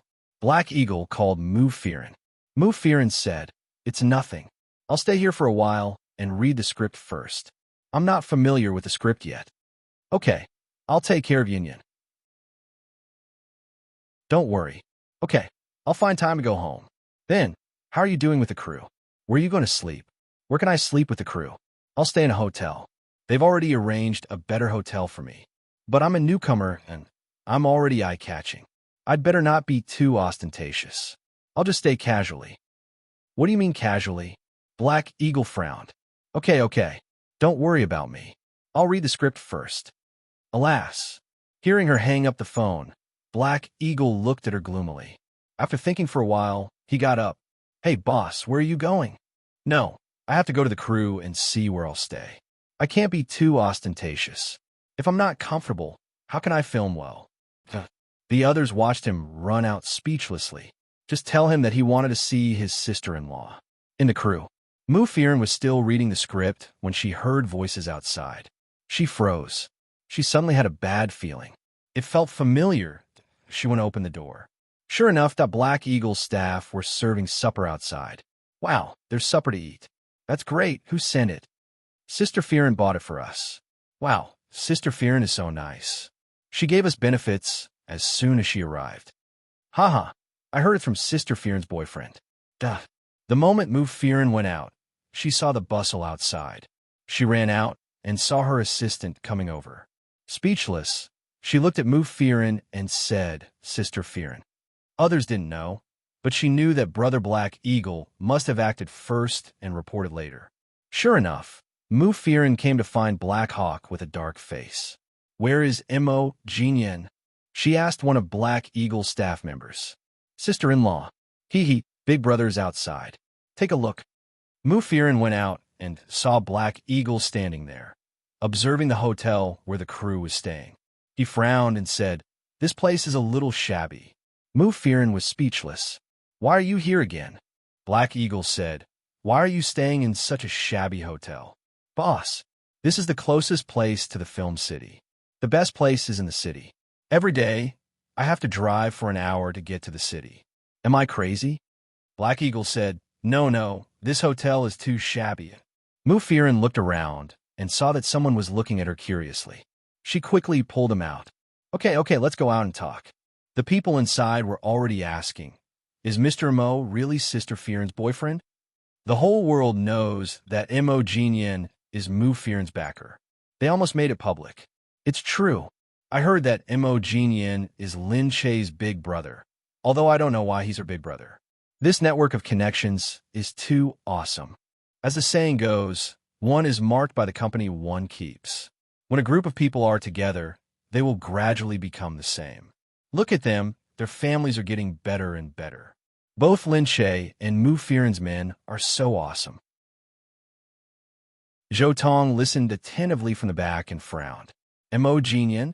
He looked very powerful. At this time, Mufirin had already walked out with Black Eagle. "Your sister's funds are mostly used for the production. She should save as much as possible on the actors so that they can produce good works. Why don't you support your sister?"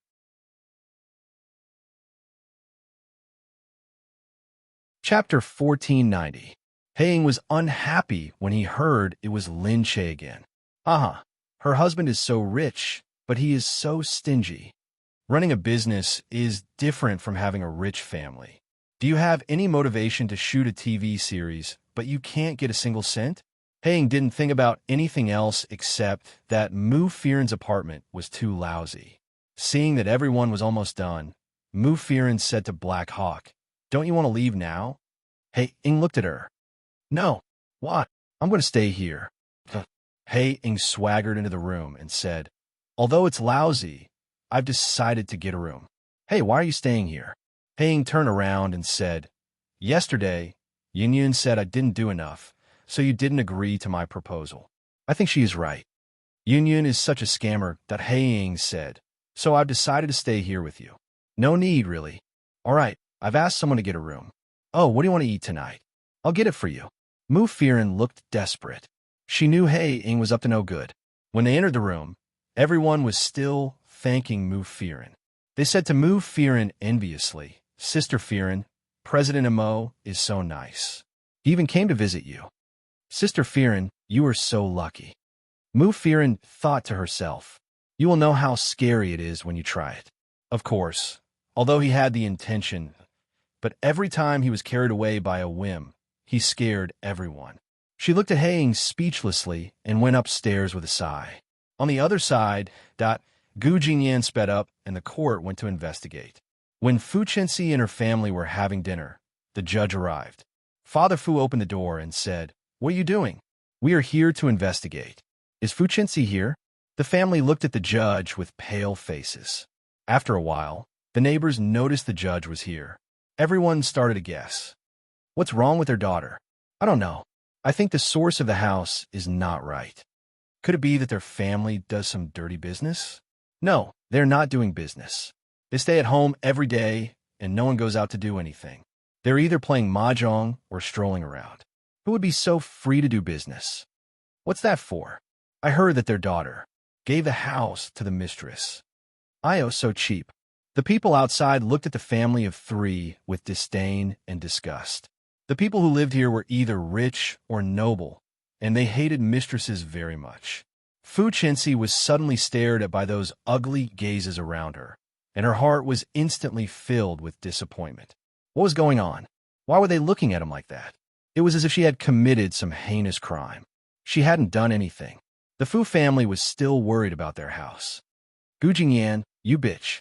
Ouch, this house is obviously our Chenxi's name. How could it be from an illegal source? You can't do this." The judge said, "Where did you get the 10 million? Your family of three doesn't even have a job. We checked the list of the house, and the money came from Lu Corporation. They bought the house for you. That house is also our family's house." Now she said that this house was bought with her money, and she doesn't even know about it. She suspects that you are cheating her. You are also suspecting the swivel chair property. Ouch, how is that possible? You must be saying this because Gu Jingyan's family is rich. You can't do this. You can't bully us just because they are rich. The judge couldn't be bothered to listen to her. A few people said that they were going to seal the house and give them a deadline to move out. Dad Fu quickly said to Chenxi, "Hurry up and think of a way. This is a good house." Fu Chenxi was looking at how the people outside were staring at her. Their gazes made her feel as if she had been stripped naked. "No, we can't move out. We've lived here for so long, and this is our home. Why should we move out?" Fu Chenxi was being pulled, and she really wanted to die in her heart. "Hurry up and beg Liu Beichen. He bought this house for you." Liu Beichen. Did Liu Beichen know about this? Fu Chenxi opened her parents' door and called Liu Beichen. After a few beeps, Liu Beichen picked up the phone. "What's wrong with Jingyan? Is she trying to take revenge on me? Don't you know that Jingyan is angry? She asked the judge to seal my house." Liu Beichen listened to the voice but didn't say a word. "Beichen, are you listening?" "I'm listening." Liu Beichen said, "I got it." "You? What do you mean by you got it?" "What I mean is," Liu Beichen said calmly, "she did not give her consent to this house, and she has the right to take it back." Fu Chenxi dropped the phone on the floor. Clatter. What did Liu Beichen say? Liu Beichen acted as if he didn't hear her and said, "Okay, I'll hang up now." Liu Beichen hung up, and Fu Chenxi fell to the ground. She looked at her parents who were still arguing with the people in the court and then at the onlookers. Gu Jingyan. It must be Gu Jingyan that she was behind this. What she said that day, that she wanted to take everything back. She wasn't joking. Fu Chenxi was so angry and upset. But what should she do? What did she do? No, she had to find Gu Jingyan, that she had to find Liu Beichen. She had loved Liu Beichen for so long. He couldn't abandon her like this. In the office, Gu Jingyan heard the person on the phone saying that the house was being taken back. She nodded and didn't care anymore. At this moment, Fu Chenxi's scolding came from outside. This was Lu Enterprises. Gu Jingyan was still working in Lu Enterprises because she was still a shareholder of Lu Enterprises and had a position here. Although they were divorced, her career was still tied to Liu Beichen's. Recently, Liu Beichun didn't come to work, so she didn't see him in the office. As for Fu Qinxi, she had probably been to the Gu family before, so the people outside knew about her. She shouted, "I want to see Liu Beichun." "Miss Fu, Boss Liu isn't here." "Don't lie to me, it's impossible. Boss Liu hasn't been here for a few days." The people outside looked at Fu Qinxi with disgust. She came to find a married man, and she was Boss Liu's ex-girlfriend. Ex-girlfriends were really disgusting, especially when Fu Qinxi turned her ex-girlfriend into a mistress. Everyone was disgusted. In the past, Fu Qinxi didn't care. As long as she could see Liu Beichun, she didn't care about anything. But now her heart hurt. What did she do wrong? Why did everyone think she was a mistress? It was clearly Gu Jingyan who was the one. Chapter 1491. Fu Qinxi shouted, "I don't care, I want to see Liu Beichun. Let me see Liu Beichun." "That's enough." Gu Jingyan's voice came from inside. She looked at Fu Qinxi and walked over step by step. Fu Qinxi's screams slowly turned into numbness. Seeing Gu Jingyan walking over, followed by two women who kept looking at her in disdain, Fu Qinxi held her breath, and her eyes turned red. Gu Jingyan. Gu Jingyan frowned and looked at her. "This is the company. What's the point of making a scene here?" Fu Qinxi laughed. "What do you mean? What do you mean by chasing me out onto the streets and making me sleep outside?" The people around them looked over curiously. Was this a drama between the wife and the little pervert? It was interesting to watch. Gu Jingyan looked at the crowd and paused for a moment. "All right, all of you leave first." It was a pity that they couldn't watch Gu Jingyan teach Fu Qinxi a lesson. However, Gu Jingyan had already given the order. They could only watch Gu Jingyan and Fu Qinxi stand there. They looked back and quickly left. Only Gu Jingyan and Fu Qinxi were left there. Fu Qinxi glared at Gu Jingyan with hatred. Gu Jingyan smiled. "Fu Qinxi, what did you say? I'm chasing you out onto the streets? Let me ask you, when you didn't have a villa, what did you live in? Didn't you have a place to live?" "What we're talking about now is that this house is under my name.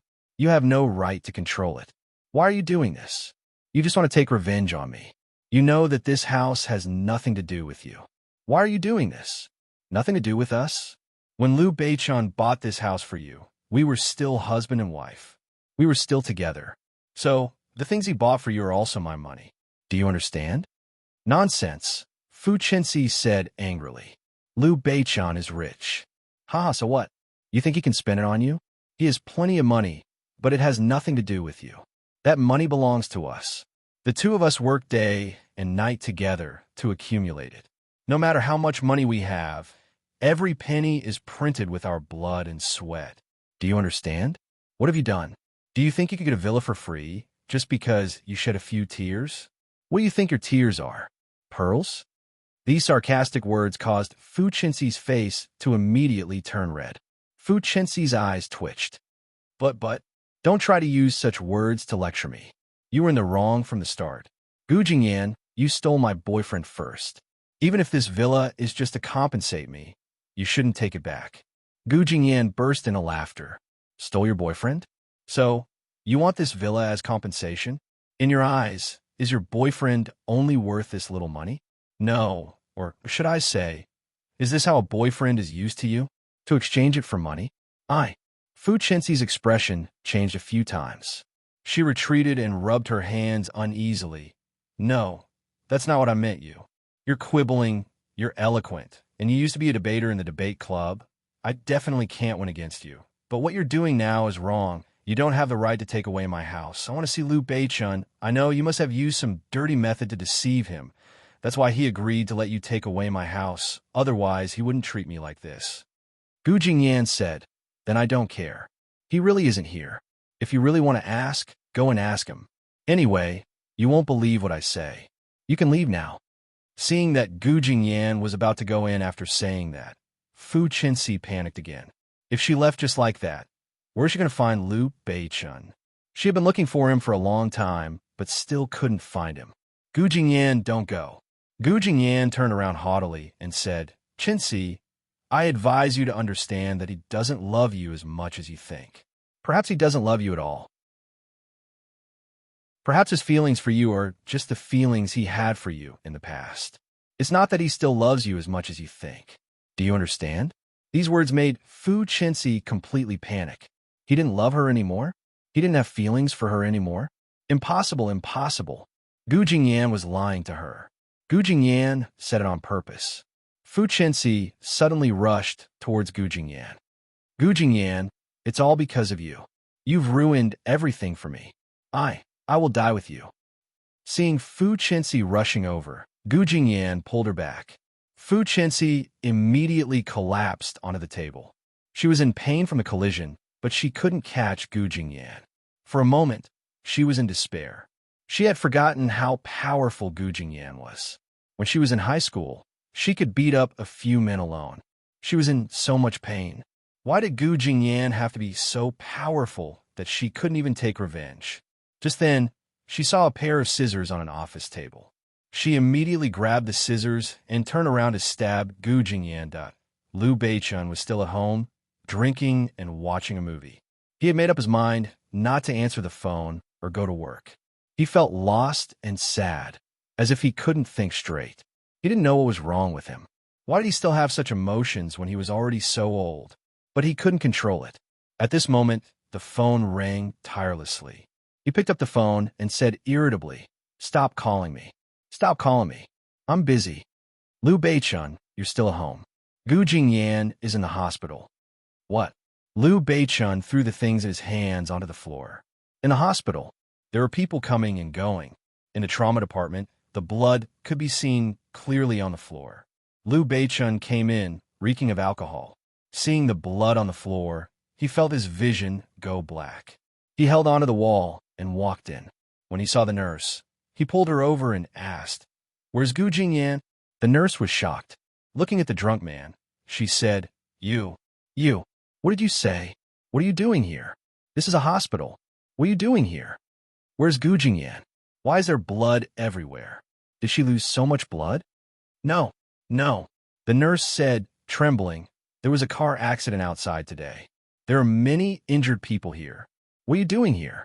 Don't interfere with our business here." Liu Beichun pushed the nurse away and walked in again. But he saw that outside one of the rooms, the Gu family security guards were very obvious. Gu Jingyan must be inside. Where's Gu Jingyan? He walked over and grabbed someone, shaking her as he asked, "Mr. Liu." The security guard looked upset. "You?" Liu Beichun was shocked. He couldn't control his suppressed emotions anymore and kicked the door open. "Mr. Liu, don't inside is." Gu Jingyan was sitting inside. Chapter 1492. On the other side, the doctor was bandaging her finger. The doctor was shocked to see the man who had kicked the door open. "You." The doctor stood up hurriedly. When he saw that it was Liu Beichun, he heaved a sigh of relief and stopped. Liu Beichun? They all knew him. Was he Gu Jingyan's husband? The couple was very popular on the internet. "Mr. Liu, you're here at the right time. Don't worry, Madam is fine. She just hurt her hand." Liu Beichun looked at her and realized that Gu Jingyan's face was a little pale, but she was fine. Only then did he walk over and hug Gu Jingyan tightly. Gu Jingyan pushed him away. "What are you doing, Liu Beichun? You're crazy."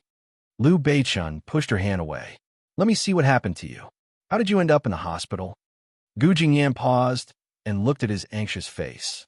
"You think I'm in the hospital because I'm hurt?" Liu Beichun looked at Gu Jingyan's expression and asked, "What's wrong?" There was something wrong with her expression. He knew Gu Jingyan very well. He could tell that something was wrong with her even if she frowned. Gu Jingyan thought that he had come to the hospital because he thought she was injured, but that she wasn't the one who was injured. After he found out the truth, she was afraid that he would start to get angry at her again and hate her to the core. She pushed his hand away. "Liu Beichun, I'm not injured. When have you ever seen me injured?" "You're not injured?" Liu Beichun grabbed her hand. She really didn't think of herself as a woman. Other women would want the whole world to know if they were hurt. Gu Jingyan stood up seriously. "It seems that they didn't tell you everything. Someone else is injured." "What?" Gu Jingyan brought Liu Beichun to the ward next door. The floor was covered in blood. Fu Chenxi was injured and lying on the bed. Her face was pale, and she was crying so hard that she couldn't breathe. When she saw Liu Beichun, she struggled to stand up. Beichun, Beichun, I thought I would never see you again. I really... Hey, patient, don't move. I'm still bandaging your wound. Her arm was injured. It was bleeding profusely, and her white sleeve was stained red. Gu Jingyan stood quietly at the back and watched as Fu Qinxi pounced on Liu Beichun. Liu Beichun frowned at her and then looked at Gu Jingyan. He immediately pushed Fu Qinxi away and asked the doctor to pick her up. Doctor, hold her up. The doctor quickly helped her up. Fu Qinxi was stunned. Then, she glared at Gu Jingyan, who was at the side, hatefully. It's her. She wanted to kill me. Liu Beichun's eyes widened as he turned to look at Gu Jingyan. Gu Jingyan's expression did not change. She stood there and looked at Fu Qinxi calmly. Fu Qinxi said, Look, it's her. How could she treat me like this? Liu Beichun looked at Gu Jingyan and asked, What on earth is going on? Gu Jingyan looked at him. Why don't you ask her first? Fu Qinxi immediately cried out. I went to the company to look for you, but she said you weren't there. After letting everyone else leave, she hurt me. If I hadn't dodged quickly, I might have already died. Gu Jingyan laughed and said, Don't you see? You dodged so fast. Fu Qinxi, can you think about the reality before you lie? If I wanted to hurt you, how much would you open? Do you think I studied in the Gu family for nothing? Fu Qinxi froze. She could only look at Liu Beichun with her pitiful eyes. Unfortunately, even if she looked pitiful, she was definitely not delicate and pitiful. Instead, she looked like a lunatic. Her appearance was so frightening.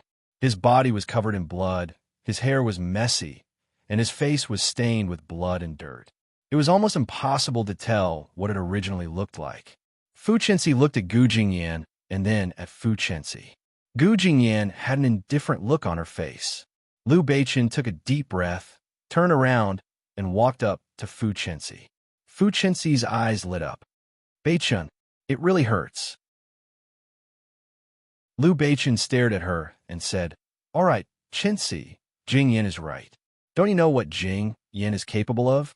If she really wanted to hurt you, you wouldn't be in the hospital with just a broken arm.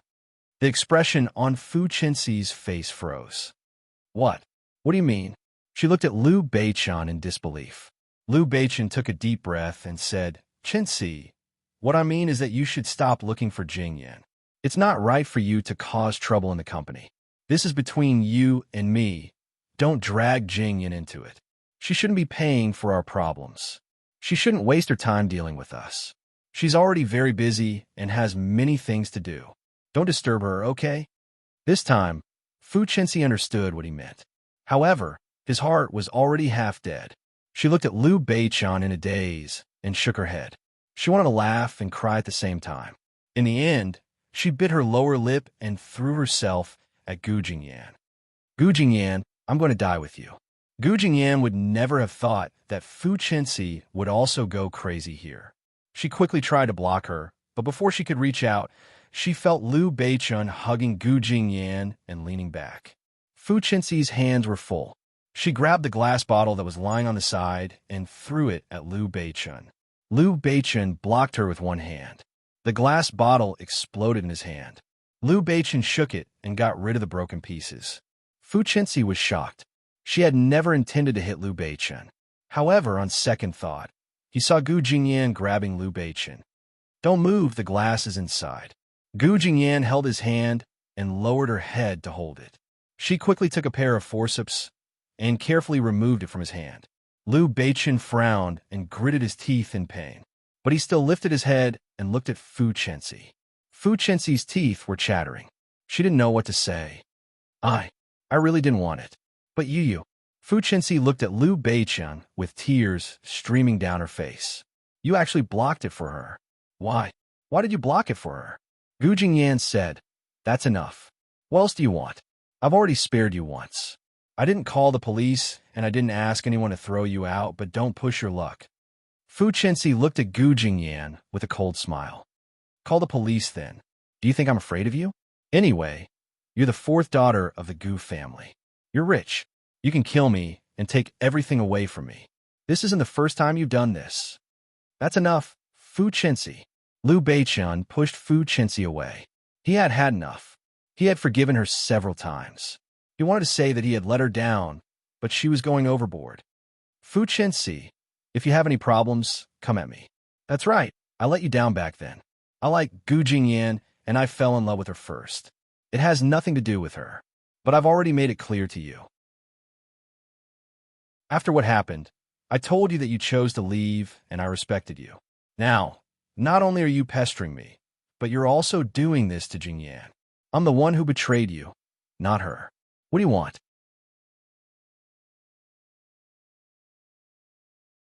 Chapter 1493. What? You said you liked Gu Jingyan. Fu Chenxi wanted to say that she had heard wrongly, but Liu Beichun was already in a daze. Yes, he had said those words, but it was exactly what he had in mind. Liu Beichun looked at Gu Jingyan. Gu Jingyan looked back at Liu Beichun in a daze. She had thought that she would never hear him say that he liked her. She had thought that there would be nothing between them other than quarreling. Back then, she had treated him as a friend and a brother. In fact, deep in her heart, she had also wondered if he would like her a little. When he had acted like he cared about her, when he had shielded her from disaster, when he had disregarded his own safety to help her. But she had never dared to think that way, because she had never dared to. She had always told herself that perhaps he was this kind of person. He was warm-hearted and silly, willing to do anything for his friends. She had never been his type. He had treated her well because they were friends. Sometimes, they were worried that once they said that they liked each other, they would not be able to be friends. Would they not be able to be friends anymore? And so, they had been friends for life. There were so many stories like this. Because of worry, no one had dared to confess or take the first step. It was because of this that they ended up where they were today, wasn't it? Although Gu Jingyan sighed in her heart, she also understood that they had already reached this step. Was it too late to think about this now? She had never said that she liked him. He was already her ex-husband. All these years, he had broken her heart. Liu Beichun looked at Gu Jingyan calmly. He suddenly understood. He was stupid. All these years, he had never thought about what the person he liked was like. Liu Beichun looked at Gu Jingyan and said, Jingyan, I'm sorry. I'm a jerk. All these years, I've let you down. Gu Jingyan wanted to smile, but the smile she forced out was so ugly. Liu Beichun said, I've never thought about what kind of person I'd like. You're so good, so strong. I always feel that you're too headstrong. I always want to stand in front of you, so I don't even dare to like you. I'm worried that if I like you, then I'll lose. But I don't want to see you with anyone else, and I don't want to see you getting close to another man. I don't want anything to happen to you. I just want you to be by my side. I hurt you so much, but I don't like it when others hurt you. I like you, right? Hearing his words, Gu Jingyan's eyes became moist. That's right, isn't that liking? It was so similar to her thoughts. However, it was precisely because they were so similar that the decisions they made in their hearts were so similar. For so many years, no one had spoken a single word, and no one had given an even once. Fu Chenxi looked at the two of them. It was as if they were one, and their story was a curve. What about herself? Then what about Fu Chenxi? Fu Chenxi retreated until she was against the wall, with nowhere to retreat. You, what are you doing? Liu Beichun, what are you doing? You clearly like me. You liked me so much back then. It's been so many years. Otherwise, why would you help me so much? But now you're saying that you don't like me. That's impossible. Liu Beichun turned around and looked at Fu Chenxi. Chenxi, I'm sorry. Back then, I didn't know what it meant to like you. I thought you were different from us. I thought it was a new feeling to be with you. I thought it was love. I thought a complimentary feeling was the best. How could I like someone who is similar to me? Because the other party is everything that I can see, everything that I'm familiar with. I thought, how could such a person fall in love? That's why I thought I liked you. However, these days I've thought it through very clearly. I just want my feelings to develop according to my thoughts. I don't want to admit that my feelings have already gone out of control and I've fallen in love with someone else. That's why I force myself to think that I like you. Fu Chenxi burst into laughter. Her laughter grew louder and louder. In the end, she laughed so hard that her throat hurt and her lungs trembled. So, I'm just a tool for you, right? Liu Beichen could only say, "I'm sorry." In love, the one who was not loved was the mistress, wasn't it? That was how she had felt in the past. So, she had never felt that she was the mistress. Even though Gu Jingyan and Liu Beichen had a child and had been married for many years and had a stable relationship, she did not feel that it was wrong of her to get involved. She felt that she was the one who was loved. She was doing it for love. She was the heroine of a tragedy. But now, she completely understood. She was the mistress. She had never been the heroine. The heroine had always been Gu Jingyan. She came from a good family, was beautiful, smart, good at studying, and knew everything. She had always been the heroine of the story. Now, even the love story belonged to her. How could Fu Qinxi not laugh? Liu Beichen, just you wait. All of you just wait. Fu Qinxi dashed out of the door. She ran out of the room like a madwoman. Gu Jingyan hurriedly said, "What is she going to do?" Liu Beichen stopped Gu Jingyan. "Let her go. Jingyan, don't go there. I'll send someone to watch over her. If you go there, she might hurt you." Gu Jingyan stopped. She thought that he was right. She could just send someone to watch over her. Liu Beichen's wound had not been treated, and the company was in a mess. But at this moment, Liu Beichen was still staring at her. He had said so much just now. Corny, sincere, everything that should be said, and everything that should not be said. He had said it all. But how could she not react at all? Gu Jingyan lowered her head and looked at his wound. "What happened? Don't move. I'll apply the medicine for you first." She sprayed the disinfectant on his body. "Oh my, Gu Jingyan, are you trying to murder your husband?" Liu Beichen cried out in shock. Gu Jingyan snorted. "Who asked you to keep staring at me? I'm asking you to wake up. Husband? You're my ex-husband now." He really hated the word ex-husband. He said, "An ex-husband is also a husband. You can't deny it." Gu Jingyan said, "Take care of your almost useless arm first." As she said this, she took out some cotton wool and applied it on his wound. "Oh my!" Liu Beichen cried out again. This Gu Jingyan was too ruthless.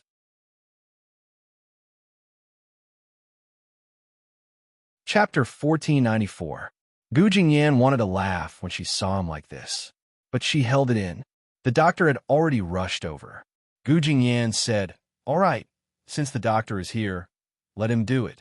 Liu Beichen grabbed Gu Jingyan and looked at her with a burning gaze. "No, you do it." Gu Jingyan frowned and looked up. "Why? The doctor will do it. I'm not a professional." Liu Beichen looked at the doctor coldly. The doctor quickly shrank back. He didn't dare to go forward. Liu Beichen looked at her disdainfully. "Why? This is also because of you. Can't you do it for me?" Gu Jingyan was really fine. She owed him. Gu Jingyan had no choice but to help him. She lowered her head and carefully applied the medicine for him. Gu Jingyan didn't notice that the man beside her was looking down at her carefully. Her ears were small, and so was her face. He didn't know why. In the past, he had always thought that she was tall and big. Now that he looked at her, he realized that she was actually so small, especially in front of him. She looked so thin and weak. But she was so competitive. What a self-contradictory woman. His hands couldn't help but slowly explore her body. His fingers rubbed gently on the side of her body, feeling the curve of her body. Gu Jingyan sensed it. She immediately raised her head. "Liu Beichen, if you touch me again, I'll sue you for sexual harassment." Liu Beichen was speechless. He could only spread his hands and said, "What nonsense are you talking about? How did I harass you? You were so close." Gu Jingyan rolled her eyes at him. Liu Beichen thought bitterly. He couldn't touch his wife anymore, but he had to think of a way to get her back. It was harder for him to accept that they had divorced than to die. No matter what, he would never leave her.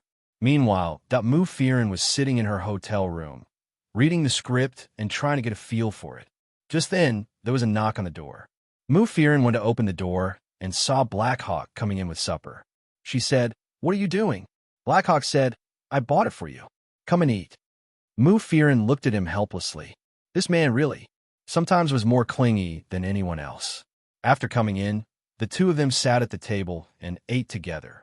The room was actually the best in the hotel, but because it was near the film city, it was relatively old, which made Black Hawk uncomfortable. The Black Eagle said, You guys live in a place like this while filming? What else? Mufirin said, alas, in fact, no matter how good the hotel is, it's not as comfortable as home. So, for us actors, hotels are just like that. Black Hawk took a deep breath. He felt that she had worked very hard, and his heart ached. He looked at Mufirin. She lowered her head to eat and tried to read the script. He thought about all those years when she was by that man's side. She also worked so hard and raised that man's entire company, but she was squeezed to this extent. She was even treated like that by that man's family. Black Eagle approached Mufirin and looked at this strong woman. After a while, Mufirin sensed it. She looked up and gave Black Hawk a warning look. Hey, is it time for you to leave? Black Hawk coughed dryly and looked at her. No, it's just. He smiled. I think you're pretty, so I want to look at you more. This man that's saying it so directly made people feel as if their bodies were getting hot from being teased. She wanted to laugh, but she didn't want to, so she could only glare at him. Nonsense. However, there was a hint of shyness in her voice, which made her feel happy. Black Hawk looked at her. What's wrong? Am I wrong? If you're not pretty, how can so many people like you? You have so many fans, which means everyone likes you, right? Was he trying to flatter her? Mufirin became even more shy. However, being praised by Black Hawk, he felt even happier in his heart.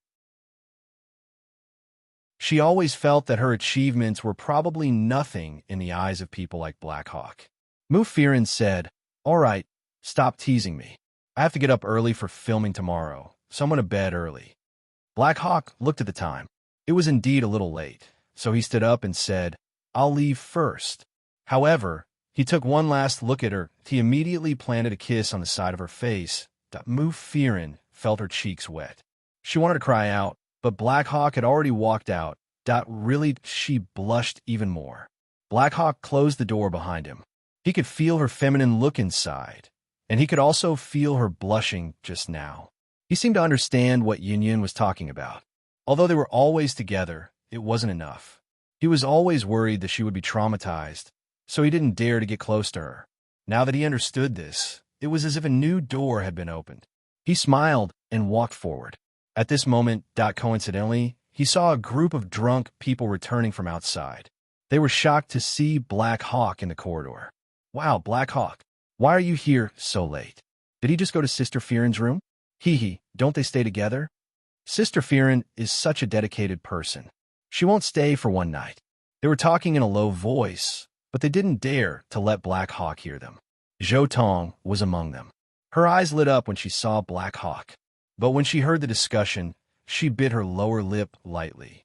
Mufirin's man. She wondered how Mufirin could be so lucky to hook up with Black Hawk, even though she had given birth to someone else's child. However, many rich people had such low EQ. They liked big stars. Perhaps because of her halo, Black Hawk didn't care about these things. He just wanted to play with this star. After all, it was said that Black Hawk was the king of the underworld. The underworld was full of fighting and killing, which didn't sound serious. However, he was so powerful that he had connections with both the underworld and the underworld. Everyone was afraid of him. Looking at him, Zhou Tong also felt that even if he was a gangster, he was still a man who could be easily infatuated with. He wasn't covered in grease, as she remembered. Instead, he looked like a handsome male lead in a gangster movie. Zhou Tong blinked her eyes. Seeing Black Hawk passing by, without looking sideways, she made up her mind. Anyway, he was in the crew, so she was close to him that Zhou Tong couldn't help smiling secretly. In the blink of an eye, it was the next day. When Mufirin came down, she bumped into Zhou Tong. She snorted and brushed past Mufirin.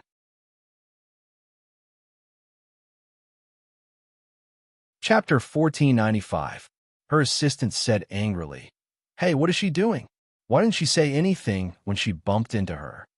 How dare she touch Sister Firen? Mufirin raised her head. She didn't remember offending Zhou Tong.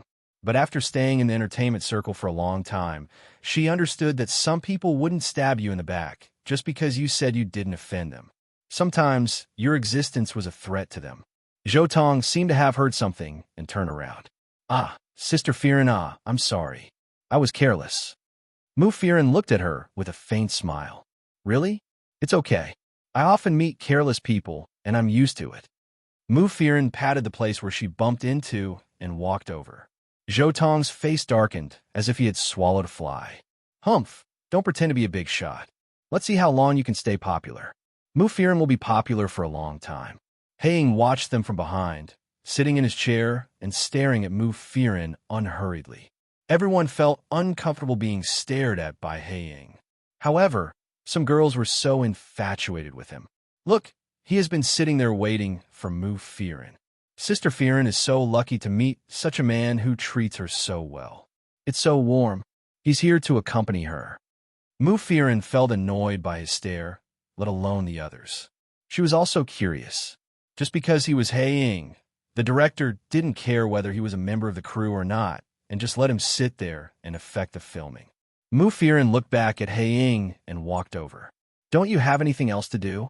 Not today, he said after drinking some water. Then you might as well go back to the hotel. Haiying grabbed her hand. I want to wait for you here. Can't I? Duh. Mu Firen pulled her hand back immediately, but everyone saw it. She glared at Haiying shyly. Haiying smiled and said to her in a low voice, Okay, I won't disturb you. Anyway, there's so many people watching. It doesn't make a difference if I'm here. How could not be much? Didn't he see that there were so many people staring at them? Mu Firen had no choice but to say, Why don't you give me some brown sugar ginger tea? My stomach hurts. Is that so? Black Hawk frowned. I told you, there's something wrong with living here. It has nothing to do with that. Maybe I can't eat so much at night. When he heard that he was the one who brought her supper that night, he immediately felt a little guilty, so he immediately said, Okay, I'll get it for you. Seeing that Black Hawk had finally left, Mu Firen hurriedly asked people to come over and continue filming. Without him around, the efficiency was indeed much higher. However, at this moment, Zhou Tong saw Black Hawk leaving. She looked over and hurriedly followed. How could the Black Eagle make any sugar water? When he got outside, he placed one hand in his pocket and used the other to make a phone call for someone to do it. He turned his head and saw Zhou Tong walking over with a smile. What's wrong, Mr. Mo? Is Sister Firen in trouble? Zhou Tong looked at the eagle. The men she usually met were all from humble families. None of them were so famous. It seemed that Mu Firen's popularity was not a coincidence. So many people were helping her, and the rich man behind her was so powerful. If she followed Black Hawk, she would be much closer to the Empress, right? Black Hawk didn't know her, so he didn't say much. He raised his eyebrows and walked over as if he didn't know her. Alas. However, Zhou Tong could climb up so quickly, which meant that she was not a pushover. If he didn't appreciate her help, could he just walk over? No. Zhou Tong's body tilted and she fell down. Ouch. That voice sounded like a strangled voice. If outsiders heard it, they would definitely not be able to bear it and would have goosebumps all over their bodies. Black Hawk narrowed his eyes and turned around. His dark eyes stared at the woman who had delivered herself to his door. He smiled and turned back. Do you want to get up by yourself? Or do you want to help you up? You. Help me up. I can't get up. I don't want to help you up. I don't like to serve others. I only like to be served. When Zhou Tong heard this, she immediately stood up. Really? Then I'm the best at serving people. This was a sign. Black Hawk was trying to sound her out. Black Hawk snorted and looked at her. Are you sure? I do need someone who knows how to serve people. Zhou Tong's eyes lit up. Is Sister Firen not good enough for you? Black Hawk raised his eyebrows and didn't say anything. Zhou Tong immediately understood. That's really, maybe it's true. After all, Sister Firen is a little old and can't learn all kinds of tricks. There are so many tricks nowadays. As she said this, she winked and looked very seductive. Black Hawk was still smiling mysteriously. In that case, wait for my news tonight. Zhou Tong's heart lit up. She immediately said, Really? Okay, I'll wait for you. Haiying smiled at her and walked past her. Zhou Tong's heart lit up even more when she saw him. There was no man who couldn't be seduced, only women who didn't work hard. She thought that she would soon become Black Hawk's woman. She didn't know if she would soon become the next diva. She was even more excited. At night, Zhou Tong soon got the news that he was waiting for her in the charm bar next to her. Zhou Tong immediately dressed up and walked out. When she arrived at the door, she saw Mu Firen was also going out. Zhou Tong was wondering why Mu Firen was going out since Black Hawk asked her out. Hey, Sister Firen, are you going out? Mu Firen saw Zhou Tong and was a little surprised as she was surrounded by a rouge fragrance. Yeah, Zhou Tong said, I'm going out soon. Really? Have fun. I'm leaving. Zhou Tong snorted. Okay, goodbye, Sister Firen. Your time is about to end. It's my time now. Zhou Tong's words were full of arrogance and sarcasm. Mu Firen looked at her and didn't pay much attention to her. Zhou Tong thought that since she was going out alone, it seemed that she wasn't going on a date with Black Hawk. Otherwise, Black Hawk would have been with her. Zhou Tong soon went out to the charm bar.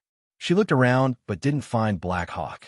Unexpectedly, at this moment, a man suddenly pulled her over. Zhou Tong, right? Zhou Tong recognized that this man was from Black Hawk. It's me. Black Hawk. Is he inside? He come in. Zhou Tong was pulled in at once. The moment she entered, she felt that something was wrong. However, the man from before said, Boss is really good to us. I heard that he's specially found someone who has a lot of tricks, is skilled, and is especially good at serving people. There's no need to stand on ceremony. Come, let's go. What? Zhou Tong was stunned. You, how could you? How could we? Huh? Do you think we're kind-hearted people? You didn't ask who we are before you offend our boss. The man's eyes darkened, and he pushed Zhou Tong onto the sofa. No. Zhou Tong shouted again, but it was useless. You're tuning into the Romance Rendezvous YouTube channel. We're so grateful for your support, and don't forget to subscribe to join us on this incredible journey through captivating stories.